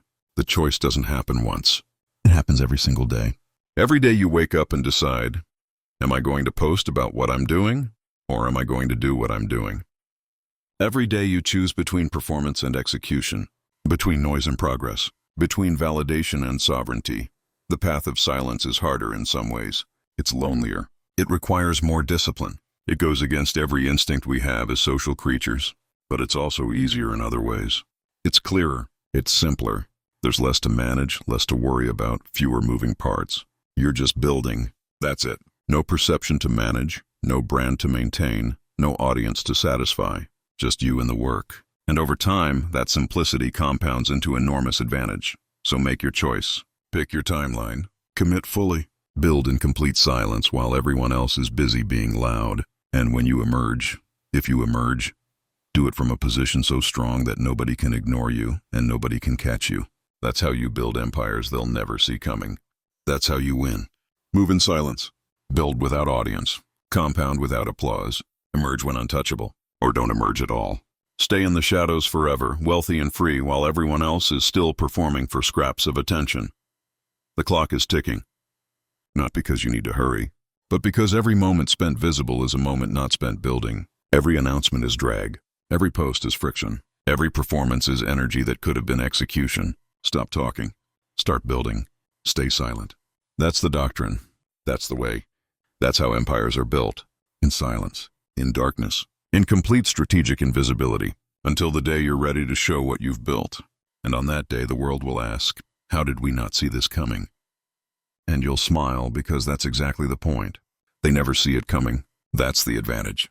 That's the moat. That's the empire. But before you go, let me give you the complete 90-day intensive silence program. This is beyond the 30-day foundation. This is a full quarter of strategic invisibility training that will rewire you permanently. Week 1 through 4, you've already done with the foundation protocol. Now let's go deeper. Week 5, the intelligence gathering sprint. This week, your only job is to watch. Watch your competitors. Watch your market. Watch the loud builders in your space. Spend 30 minutes every day just observing what they're sharing. What are they announcing? What are they building? What are they struggling with? Take notes. This is reconnaissance. You're building a map of the territory while staying off everyone else's map. Week 6, the Customer Insight Deep Dive. If you have customers or potential customers, spend this week talking to them one-on-one, not in public forums, not in feedback surveys that others can see. Private conversations, video calls, phone calls, coffee meetings. Your goal is to understand their problems so deeply that you know what to build next before they even ask for it. This intelligence is gold, and nobody else has it because nobody else is willing to do the unglamorous work of actually listening. Week 7, the Skill Acquisition Blitz. Pick one skill that's critical to your empire but you're weak at. Spend this week getting dramatically better at it. Maybe it's copywriting, maybe it's financial modeling, maybe it's sales, maybe it's a technical skill. Whatever it is, dedicate 10 hours this week to deliberate practice. Don't post about learning it. Don't share your progress. Just get better quietly. By the end of the week, you should have a capability you didn't have before. Second, choose your emergence channel carefully. You don't have to emerge everywhere at once. Maybe you emerge to customers but not to press. Maybe you emerge in your industry but not on general social media. Maybe you do one strategic interview or one article and nothing else. Your emergence should be proportional to what you need. Don't go bigger than necessary. Third, control the narrative. When you emerge, people will want to know the story. How did this happen? When did you start? Why didn't we know? You need a prepared narrative that's honest enough to be credible but protective enough to maintain some strategic advantage. You don't have to reveal everything just because you're revealing something. Fourth, expect the shock. People will be surprised. Some will be happy for you. Some will be skeptical. Some will be jealous. Some will feel betrayed that you didn't include them. None of these reactions are about you. They're about other people processing information that disrupts their model of reality. Don't take it personally. Don't over-explain. Don't apologize. Just be matter of fact. This is what I built. This is when I built it. This is what it does. Moving on. Fifth, maintain boundaries post-emergence. Just because you emerged doesn't mean you have to be an open book now. You can still protect future moves. You can still maintain operational security on what you're building next. Emergence doesn't mean you've permanently switched from silent mode to loud mode. It means you've chosen to be visible about one specific thing at one specific time. Everything else can remain dark. Sixth, be prepared for increased noise. Once you're visible, you'll get more inbound. More people wanting to meet, to partner, to pick your brain, to invest, to join. Most of it will be noise. Have systems to filter. Have scripts to deflect. Protect your time and attention as aggressively as you protected your information. Seventh, don't let emergence become performance. You emerge from a position of strength. Don't weaken that position by now becoming someone who needs to maintain visibility. You don't need to post regularly, grow a following, engage with audiences. You showed up, you revealed what you built. Now you can go back to Week 12, the quarterly review and recommitment. Sit down with your private metrics. Look at where you were 3 months ago versus where you are now. Calculate your velocity. Look at the advantages you've gained by being silent. Look at the distractions you've avoided. Write a reflection on what you've learned. Then recommit. Write down, I'm staying silent for X more months. I'm protecting my advantage. I'm building my empire in darkness. Sign it, date it. This is your contract with yourself, and then you repeat. Quarters stack. Year 1 is 4 quarters of this cycle. By the end of year 1, you're not the same person who started. You're someone who can build without validation, someone who can resist social pressure, someone who can focus intensely, someone who has learned to operate on a different frequency than most people. And that person, that operator, is capable of building things most people can't even imagine. Let me give you some advanced relapse prevention strategies because you're going to need them. The basic triggers we covered, those are the obvious ones. But there are subtle triggers that catch even experienced silent builders. Advanced trigger 1. You're in a moment of genuine connection with someone, and the conversation naturally flows toward what you're working on. This isn't someone interrogating you. This is someone you actually like, in a real conversation, where sharing would deepen the relationship. This is the hardest trigger to resist because it feels wrong not to share. It feels like you're being closed off with someone who deserves your openness. Here's how you handle it. You can share feelings without sharing facts. You can say things like, "I'm really excited about what I'm building right now. It's challenging and I'm learning a ton. I feel like I'm on the right track. I'm grateful to be doing work that matters to me." All of that is true, and it gives them something. It lets them feel connected to you. But it doesn't reveal strategy. It doesn't compromise your position. You're being emotionally open while remaining strategically closed. Most people will receive this warmly and won't push for specifics. Advanced trigger 2, you hit a major setback and you need support. Not just struggle, a real setback. You lost a major customer. A deal fell through. A partnership exploded. You're questioning everything. The urge to share this publicly is strong because suffering in silence is genuinely hard. You want someone to tell you it's going to be okay. Here's the move. Reach out to one person who's been through similar struggles. Not your whole network. One person. Someone who's built something real and faced real setbacks. Have a private conversation. Get the support you need. Process the failure. Get perspective. Then get back to building. The setback doesn't need to be public to be processed. And keeping it private means it doesn't become part of your public narrative, which protects your reputation and your future opportunities. Advanced trigger 3. Someone directly copies something you're doing and you want to call them out publicly. This is rage bait. You worked hard on something, someone copied it, and every instinct says you should expose them, defend your territory, claim your credit. Don't. Here's why. Going public with this makes you look petty even if you're right. It draws attention to the copier, which is the opposite of what you want, and it reveals to the market that this space is valuable, which brings more competition. Instead, compete on execution. If they copied your idea, out-execute them. Build faster, build better, build moats they can't cross. Use your silence as the moat. They're visible now. They announce their copy. Everyone's watching them. You stay dark and keep innovating. By the time the market is paying attention to their copy of your old thing, you're 3 moves ahead on the new thing. Advanced trigger 4. You're offered a major platform opportunity. A podcast interview, a conference talk, a media feature. Something that seems like it could be valuable for your goals. This is where strategy matters. Ask yourself, does this opportunity require me to reveal strategic information, or can I participate while protecting my core secrets?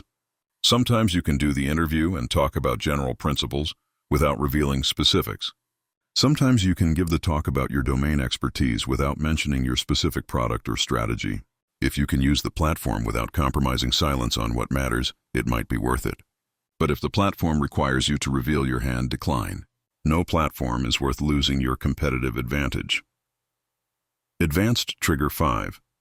You've been silent so long that people start creating narratives about you that aren't true. They think you're doing nothing. They think you failed. They think you gave up. The false narrative bothers you because you know the truth. You're tempted to correct the record. Resist. False narratives about you don't matter if they don't affect your actual outcomes. If customers don't care, if partners don't care, if the people who actually matter aren't influenced by the false narrative, ignore it. The best revenge is success. When you eventually emerge, the narrative corrects itself automatically. The people who thought you were doing nothing will be shocked. The shock is better than any preemptive explanation would have been. Now let me give you the day-by-day micro-challenge for an entire month. This is month 13, right after you've completed your first year. Day 1. Wake up an hour earlier than usual and spend that hour on your most important work before doing anything else. No phone, no email, just building. Day 2. Have a conversation with someone where you successfully use your cover story and redirect 3 times. Practice the skill. Day 3. Review your financial metrics and calculate how much closer you are to financial independence than you were a year ago. Let the number motivate you. Day 4. Identify one competitor's public announcement and extract 3 pieces of intelligence from it that inform your strategy. Day 5. Spend 2 hours doing something completely unrelated to your empire. Read fiction, play a game, exercise, whatever. Practice having an identity beyond your work. Day 6. Reach out to one person in your inner circle and share something you're proud of from this week. Get safe validation. Day 7. Review your week. What worked? What didn't? What do you want to repeat next week? Day 8. Deliberately go to a place where you might run into someone from your old network. Practice your cover story in a real situation.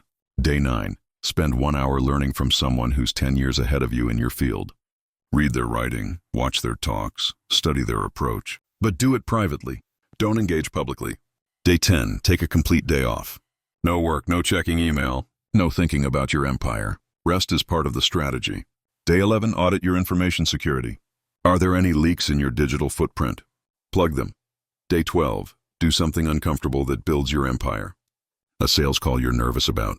An outreach to someone who seems out of reach. A feature you're not sure you can build. Discomfort means growth. Day 13. Spend 30 minutes in complete silence. Not working, not meditating with an app, just sitting quietly. Practice being alone with yourself. Day 14. Write a detailed reflection on the first 2 weeks of this month. What's different from how you operated before you committed to silence? Day 15. Halfway through the month, reassess your goals. Are you still aimed at the right target? Is your strategy still sound? Adjust if needed. Day 16. Have a difficult conversation you've been avoiding. With a customer, a partner, a team member, whoever. Silent builders don't avoid hard things. They just don't broadcast them. Day 17. Study a failed startup or business in your space. What did they do wrong? What can you learn? What will you avoid? Private case studies or education. Day 18. Spend time with someone who has nothing to do with your work and nothing to do with business. A friend, a family member, a hobby community. Remember, you're a human, not just a builder. Day 19. Review your communication from the past week. Every email, every message, every call. Did you accidentally reveal anything you shouldn't have? Tighten up for next week. Day 20. Do a random act of value for someone in your network. Help them with something, make an introduction, share information that helps them. Build relationship capital without expecting anything back. Day 21. 3 weeks in, take stock. Your empire is 3 weeks further along than it was at the start of the month. Acknowledge the progress. Day 22. Practice saying no. To a meeting request. To a project that doesn't serve your goals. To a distraction. No is a complete sentence. Silent builders protect their time religiously. Day 23. Spend an hour thinking strategically about the next 6 months. Not executing, just thinking. Where do you need to be in 6 months? What has to happen to get there? What's the path? Day 24. Identify one thing you're doing out of habit that doesn't actually serve your goals. Stop doing it. Create space for something better. Day 25. Have a conversation with yourself. Literally talk out loud to yourself about your empire. What are you worried about? What are you excited about? What's the next big decision? Sometimes verbalizing clarifies thinking. Day 26. Review your skills inventory. What are you better at now than you were a month ago? What do you need to learn next? Make a plan. Day 27. Do something generous for someone who can't help your empire at all. Charity, volunteering, helping a stranger. Remember that building empires isn't the only thing. Week 12. The quarterly review and recommitment. Sit down with your private metrics. Look at where you were 3 months ago versus where you are now. Calculate your velocity. Look at the advantages you've gained by being silent. Look at the distractions you've avoided. Write a reflection on what you've learned. Then recommit. Write down, I'm staying silent for X more months. I'm protecting my advantage. I'm building my empire in darkness. Sign it, date it. This is your contract with yourself, and then you repeat. Quarters stack. Year 1 is 4 quarters of this cycle. By the end of year 1, you're not the same person who started. You're someone who can build without validation. Someone who can resist social pressure. Someone who can focus intensely. Someone who has learned to operate on a different frequency than most people. And that person, that operator, is capable of building things most people can't even imagine. Let me give you some advanced relapse prevention strategies because you're going to need them. The basic triggers we covered, those are the obvious ones. But there are subtle triggers that catch even experienced silent builders. Advanced trigger 1. You're in a moment of genuine connection with someone and the conversation naturally flows toward what you're working on. This isn't someone interrogating you. This is someone you actually like in a real conversation, where sharing would deepen the relationship. This is the hardest trigger to resist because it feels wrong not to share. It feels like you're being closed off with someone who deserves your openness. Here's how you handle it. You can share feelings without sharing facts. You can say things like, I'm really excited about what I'm building right now. It's challenging and I'm learning a ton. I feel like I'm on the right track. I'm grateful to be doing work that matters to me. All of that is true, and it gives them something. It lets them feel connected to you, but it doesn't reveal strategy. It doesn't compromise your position. You're being emotionally open while remaining strategically closed. Most people will receive this warmly and won't push for specifics. Advanced trigger 2. You hit a major setback and you need support. Not just struggle, a real setback. You lost a major customer. A deal fell through. A partnership exploded. You're questioning everything. The urge to share this publicly is strong because suffering in silence is genuinely hard. You want someone to tell you it's going to be okay. Here's the move. Reach out to one person who's been through similar struggles. Not your whole network. One person, someone who's built something real and faced real setbacks. Have a private conversation. Get the support you need. Process the failure. Get perspective. Then get back to building. The setback doesn't need to be public to be processed. And keeping it private means it doesn't become part of your public narrative, which protects your reputation and your future opportunities. Advanced trigger 3. Someone directly copies something you're doing and you want to call them out publicly. This is rage bait. You worked hard on something, someone copied it, and every instinct says you should expose them, defend your territory, claim your credit. Don't. Here's why. Going public with this makes you look petty even if you're right. It draws attention to the copier, which is the opposite of what you want, and it reveals to the market that this space is valuable, which brings more competition. Instead, compete on execution. If they copied your idea, out-execute them. Build faster, build better, build moats they can't cross. Use your silence as the moat. They're visible now.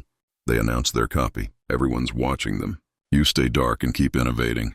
By the time the market is paying attention to their copy of your old thing, you're 3 moves ahead on the new thing. Advanced trigger 4. You're offered a major platform opportunity. A podcast interview, a conference talk, a media feature, something that seems like it could be valuable for your goals. This is where strategy matters. Ask yourself, does this opportunity require me to reveal strategic information, or can I participate while protecting my core secrets? Sometimes you can do the interview and talk about general principles without revealing specifics. Sometimes you can give the talk about your domain expertise without mentioning your specific product or strategy. If you can use the platform without compromising silence on what matters, it might be worth it. But if the platform requires you to reveal your hand, decline. No platform is worth losing your competitive advantage. Advanced trigger 5. You've been silent so long that people start creating narratives about you that aren't true. They think you're doing nothing. They think you failed. They think you gave up. The false narrative bothers you because you know the truth. You're tempted to correct the record. Resist. False narratives about you don't matter if they don't affect your actual outcomes. If customers don't care, if partners don't care, if the people who actually matter aren't influenced by the false narrative, ignore it. The best revenge is success. When you eventually emerge, the narrative corrects itself automatically. The people who thought you were doing nothing will be shocked. The shock is better than any preemptive explanation would have been. Now let me give you the day-by-day micro-challenge for an entire month. This is month 13, right after you've completed your first year. Day 1. Wake up an hour earlier than usual and spend that hour on your most important work before doing anything else. No phone, no email, just building. Day 2. Have a conversation with someone where you successfully use your cover story and redirect 3 times. Practice the skill. Day 3. Review your financial metrics and calculate how much closer you are to financial independence than you were a year ago. Let the number motivate you. Day 4. Identify one competitor's public announcement and extract 3 pieces of intelligence from it that inform your strategy. Day 5. Spend 2 hours doing something completely unrelated to your empire. Read fiction, play a game, exercise, whatever. Practice having an identity beyond your work. Day 6. Reach out to one person in your inner circle and share something you're proud of from this week. Get safe validation. Day 7. Review your week. What worked? What didn't? What do you want to repeat next week? Day 8. Deliberately go to a place where you might run into someone from your old network. Practice your cover story in a real situation. Day 9. Spend 1 hour learning from someone who's 10 years ahead of you in your field. Read their writing, watch their talks, study their approach. But do it privately.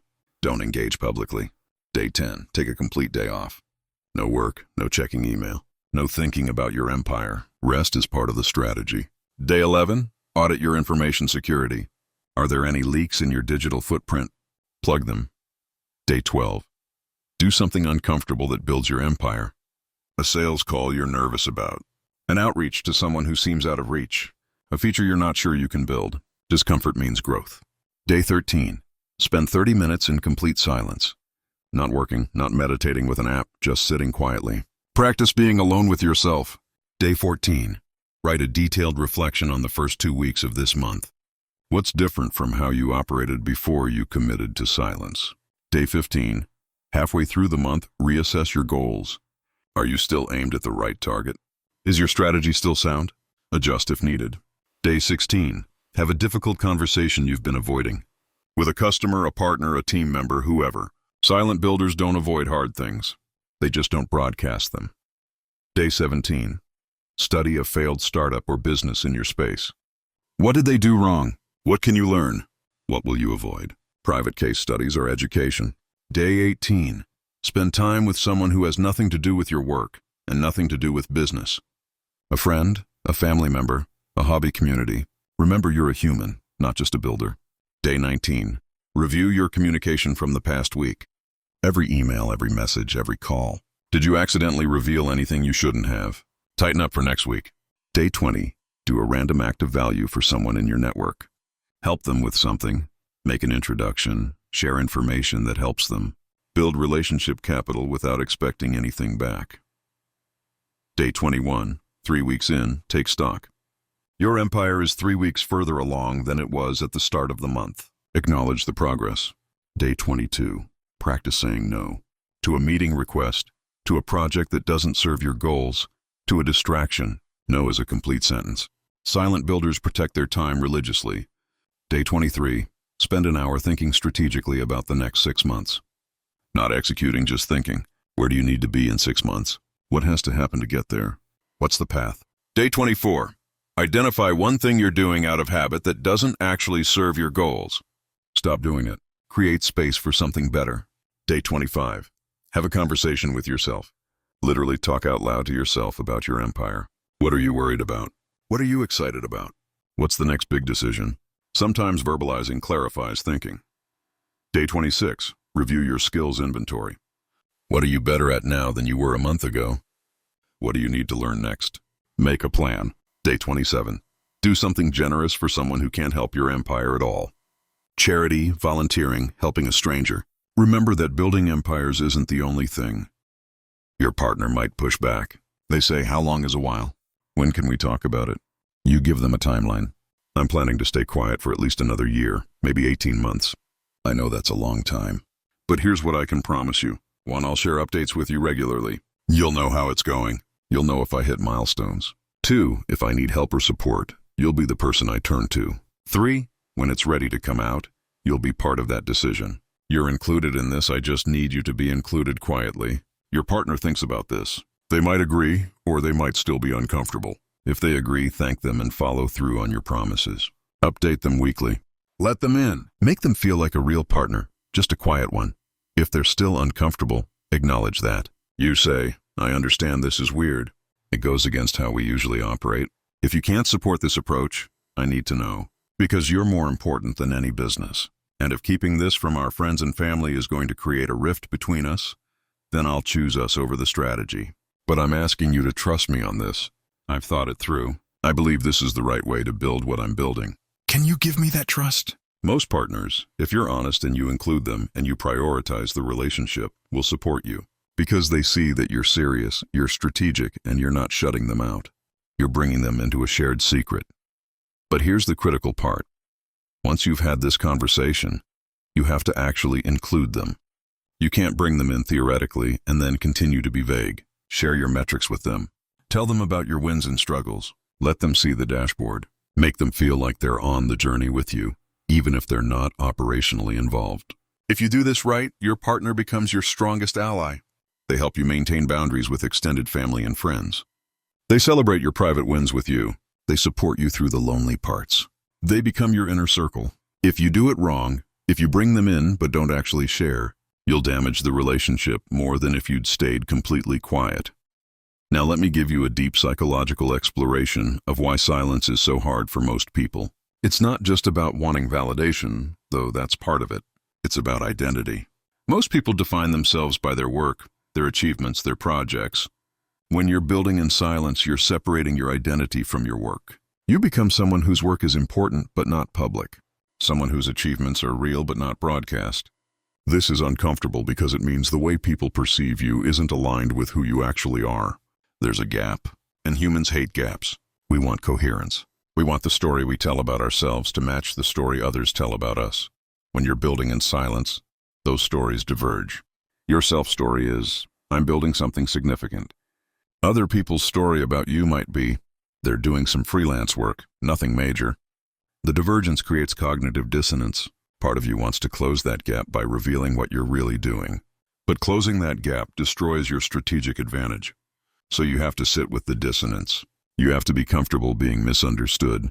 You have to be okay with people underestimating you. This is deeply uncomfortable for high achievers because high achievers are used to getting recognition for their work. The work and the recognition are linked. Silent building breaks that link. You're doing work that matters, work you're proud of, work that's creating value, and you're getting zero recognition for it. Over time, this does one of two things. It either breaks you, and you go back to loud building because you can't handle the dissonance, or it transforms you. You become someone whose sense of self is internal, rather than external. You stop needing other people's perception to match your reality. You become sovereign. You become someone who knows who they are, regardless of what anyone else thinks. And that version of you is infinitely more powerful than the version that needed validation. Because the version that needs validation is controlled by whoever controls the validation. The version that doesn't need validation is controlled by nobody. That's freedom. That's sovereignty. That's the real prize. But getting there is a process. It's not instant. You don't just decide to be internally validated and suddenly you are. You have to train it like a muscle.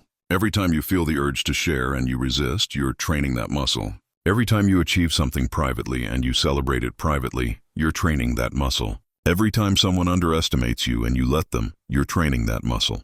After hundreds or thousands of reps, the muscle is strong. And once it's strong, you're operating on a different level than 99% of people who still need external validation to function. Here's another advanced challenge. Month 24. You're 2 years in. You've built something real. You have revenue or wealth or achievement that would impress people if they knew. You're at a high school or college reunion. People are catching up, sharing what they've done. Some are doing well, some are struggling. Most are in the middle. The conversation turns to you. What have you been up to? What's new? This is the ultimate test. Because these are people from your past. People who knew you when you were younger, less accomplished, figuring things out. Part of you wants to show them how far you've come. Part of you wants validation from people who knew you before. This is ego in its purest form. It's not strategic. These people can't help your empire. They're not in your industry. They're not potential customers or partners.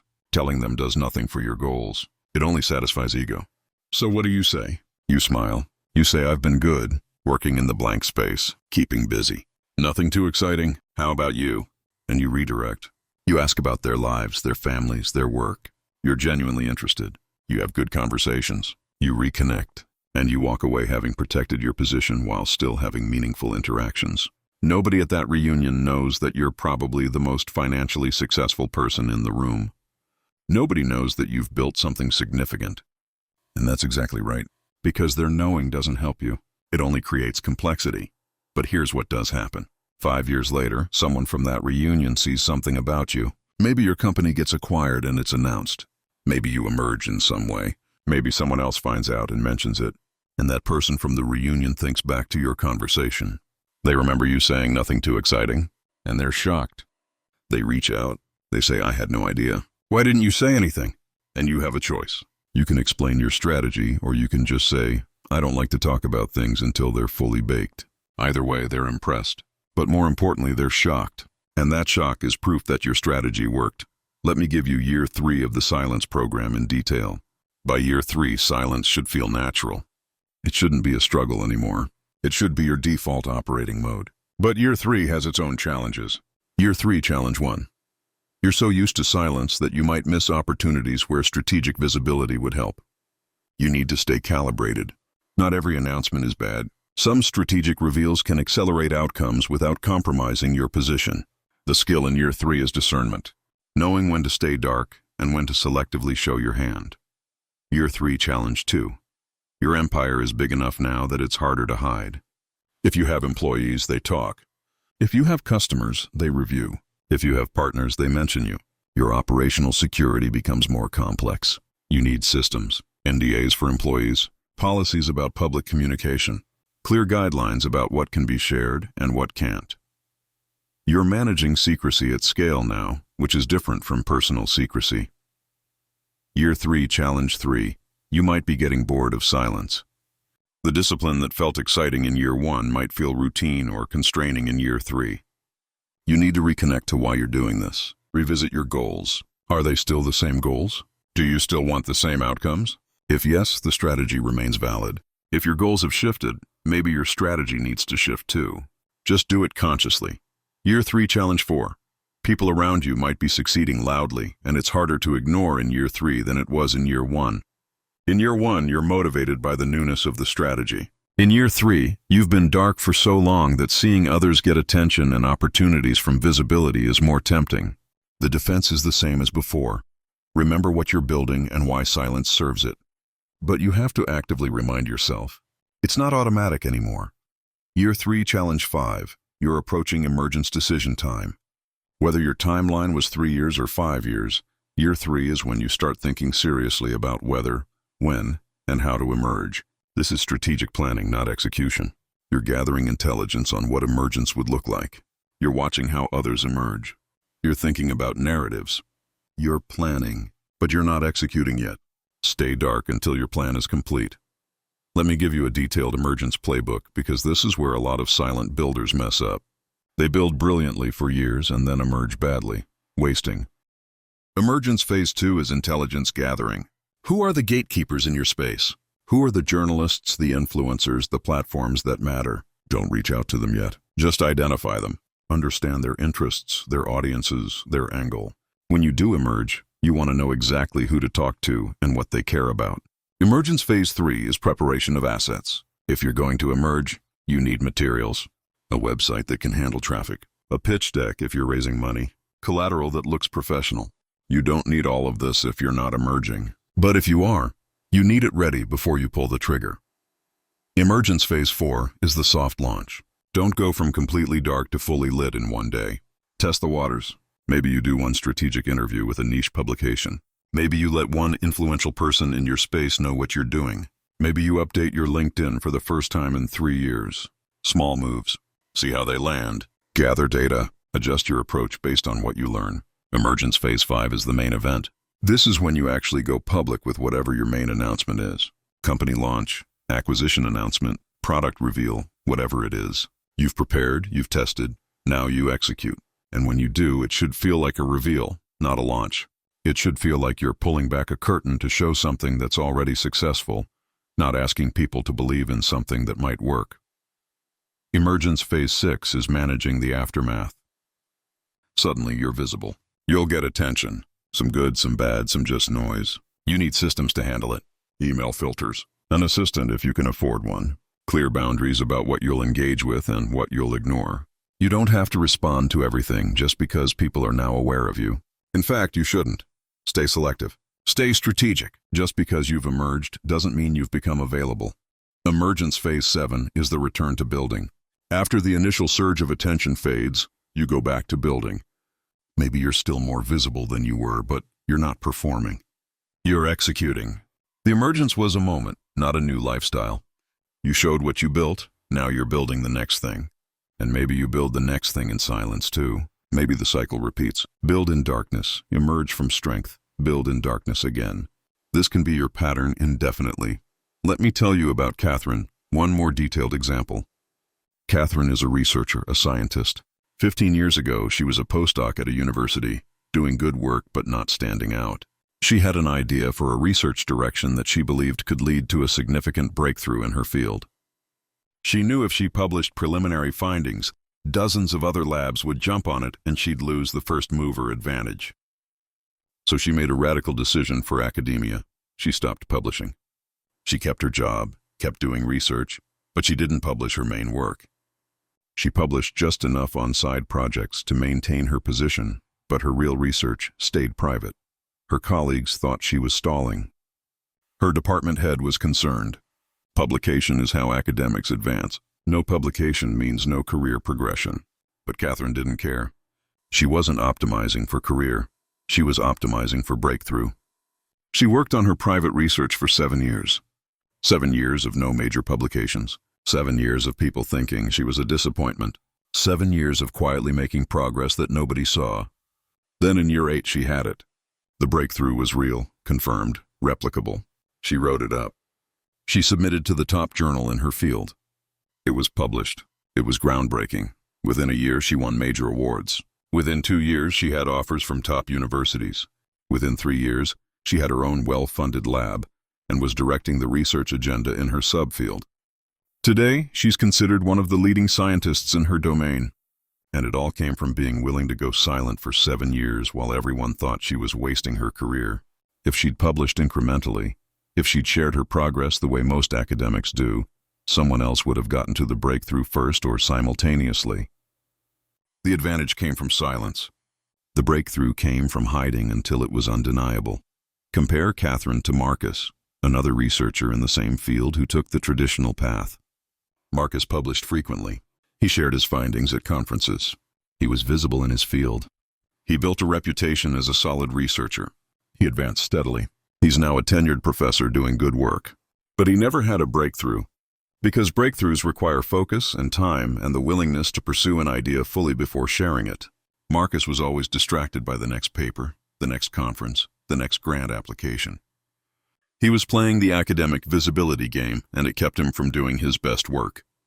Catherine ignored the game and focused on the work. She sacrificed career advancement for 7 years to create a breakthrough that made career advancement inevitable. The lesson applies beyond academia. In any competitive field where first-mover advantage matters, silence can be the difference between being first and being one of many. If you're developing a new technology, silence keeps others from replicating before you're ready. If you're creating a new business model, silence keeps competition minimal until you've proven it. If you're building a new approach to anything, silence gives you the space to perfect it before anyone else knows to try. Now let me give you a comprehensive guide to maintaining relationships while building in silence, because this is one of the most frequent failure points. Relationship type 1, your immediate family. These are people who live with you or see you constantly. You can't hide from them completely. Strategy. Bring them into the inner circle if they're trustworthy. Give them enough information to feel included, but ask for their support in keeping it private. Most family members will support you if you explain clearly and ask directly. If they're not trustworthy with information, give them a cover story and maintain it consistently. It might create some distance, but it protects your position. Relationship type 2, extended family. People who see you occasionally at gatherings but aren't in your daily life. Strategy, cover story all the way. They don't need to know details. When they ask what you're up to, give them the vanilla answer. If they push, be vague. If they won't accept vague, change the subject. You don't owe extended family detailed updates on your work. Surface-level relationship maintenance is fine here. Relationship type 3, close friends. People you care about and want in your life. Strategy, tier them. Some friends earn tier 4 access, full transparency. Most will be tier 2 or 3, partial information. The key is being consistent.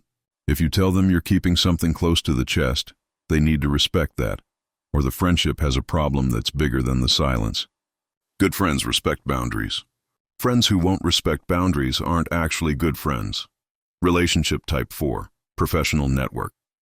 People you know through work, industry connections, people in your field. Strategy, strategic vagueness with all of them. These are the people most likely to either copy you, compete with you, or accidentally leak to someone who will. Be friendly, be helpful, be engaged with their work, but be secretive about yours. This isn't personal, it's professional. Most people in your professional network will respect this because they understand competitive advantage. Relationship type 5, acquaintances and casual connections. People you see occasionally but don't have deep relationships with. Strategy, cover story, every time, no exceptions. These conversations are social lubricant, not real connection. Give them what they need to have a pleasant interaction and move on. Don't feel bad about being shallow here. That's what these relationships are. The relationship maintenance principle is this. Match your disclosure to the depth of the relationship, and the trustworthiness of the person. Deep trusted relationships can handle more truth. Shallow or untrustworthy relationships get cover stories. And you're allowed to change tiers. If someone proves untrustworthy, they get demoted. If someone deepens the relationship and proves trustworthy, they can get promoted. This is fluid. You're not locked into treating everyone the same way forever. You adjust based on reality. Let me now give you the ultimate stress test. Month 36. 3 years. You've been silent for 3 years. You've built something significant. You're at your planned emergence point or close to it. But something unexpected happens. A major news story breaks in your space. Your industry is suddenly getting attention. People are talking about exactly what you've been building. Journalists are writing about it. Investors are looking at the space. Competitors are announcing products. The timing seems perfect to emerge. Everyone's attention is already on your space. You could ride the wave. But here's the trap. Everyone's attention is on your space, which means if you emerge now, you're one of many. You're part of the hype cycle. You get lumped in with everyone else who's now loud about this thing. What do? Option 1. Emerge now and ride the wave. Advantage. You get attention while people care. Disadvantage. You lose the element of surprise and you're competing for attention with everyone else.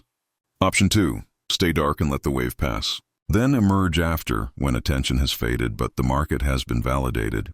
Advantage. You differentiate. Let me give you one final breathing exercise. You're going to do this one differently. Close your eyes if you can. Breathe in for 4 counts. But this time, as you breathe in, I want you to visualize yourself 3 years from now. See yourself clearly. You've built in silence. You've emerged or you've chosen to stay dark. Either way, you've built something real. What do you look like? How do you carry yourself? What's different about you?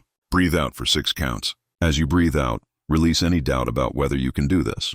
Breathe in again for 4. Feel the certainty that you can build in silence. Feel the strength of being someone who doesn't need validation. Breathe out for 6. Release the fear of being misunderstood. Breathe in for 4. Draw in the discipline you'll need. Breathe out for 6. Release the attachment to being seen. Do this 3 more times. Each time, seeing yourself more clearly as the person who built empires in silence. The person who moved faster than anyone watching. The person who emerged from strength. Or didn't emerge at all and doesn't need to. You've just spent hours with me, learning this doctrine. You've heard the examples, the strategies, the psychology, the tactics, the warnings, the promises. Everything you need is now in your head. The question is, will you do it? Will you actually commit? Will you go dark for real? Or will you finish listening to this, feel inspired for a few days, and then gradually drift back to loud building because it's easier and more comfortable? Most people will drift back. They'll try silence for a month, maybe 2, and then they'll break. They'll post something, they'll announce something, they'll need the validation too much. And that's fine. This path isn't for everyone. But if you're someone who can do it, if you're someone who has the discipline, the vision, the long-term thinking, the psychological fortitude to build in complete darkness for years, then you have an advantage that compounds into something almost unfair. You move faster. You learn more. You avoid pitfalls. You build moats. You create optionality. You accumulate advantages that people building in public can never match. And when you're ready, if you're ready, you emerge with something undeniable. Or you don't emerge at all and you live free and wealthy while everyone else is still grinding for engagement. The choice is yours. It has to be yours. Nobody can make you do this. No amount of motivation or inspiration will work if you don't fundamentally want what silence creates more than what visibility creates. So ask yourself one last time, what do you actually want? Do you want to be known or do you want to be free? Do you want reach or do you want wealth? Do you want influence or do you want empire? If you want the first thing in each pair, build in public. Seriously, that's the right strategy for those goals. But if you want the second thing, if you want freedom and wealth and empire, then build in silence. Commit fully. No half measures. 3 years, 5 years, however long it takes. Stay dark, stay focused, stay disciplined. Build the empire they'll never see coming. And when they finally see it, when they finally realize what you built while they were watching everyone else, it will be too late for them to catch you. That's the doctrine. That's the way. That's the path to the empires that last. Move in silence. Build without applause. Compound without audience. Emerge when untouchable. Or never emerge at all. Now go. Decide. Then execute. Silently. The empire is waiting. The only question is whether you're willing to build it in darkness. I think you are. I think you can. I think you will. Now prove it.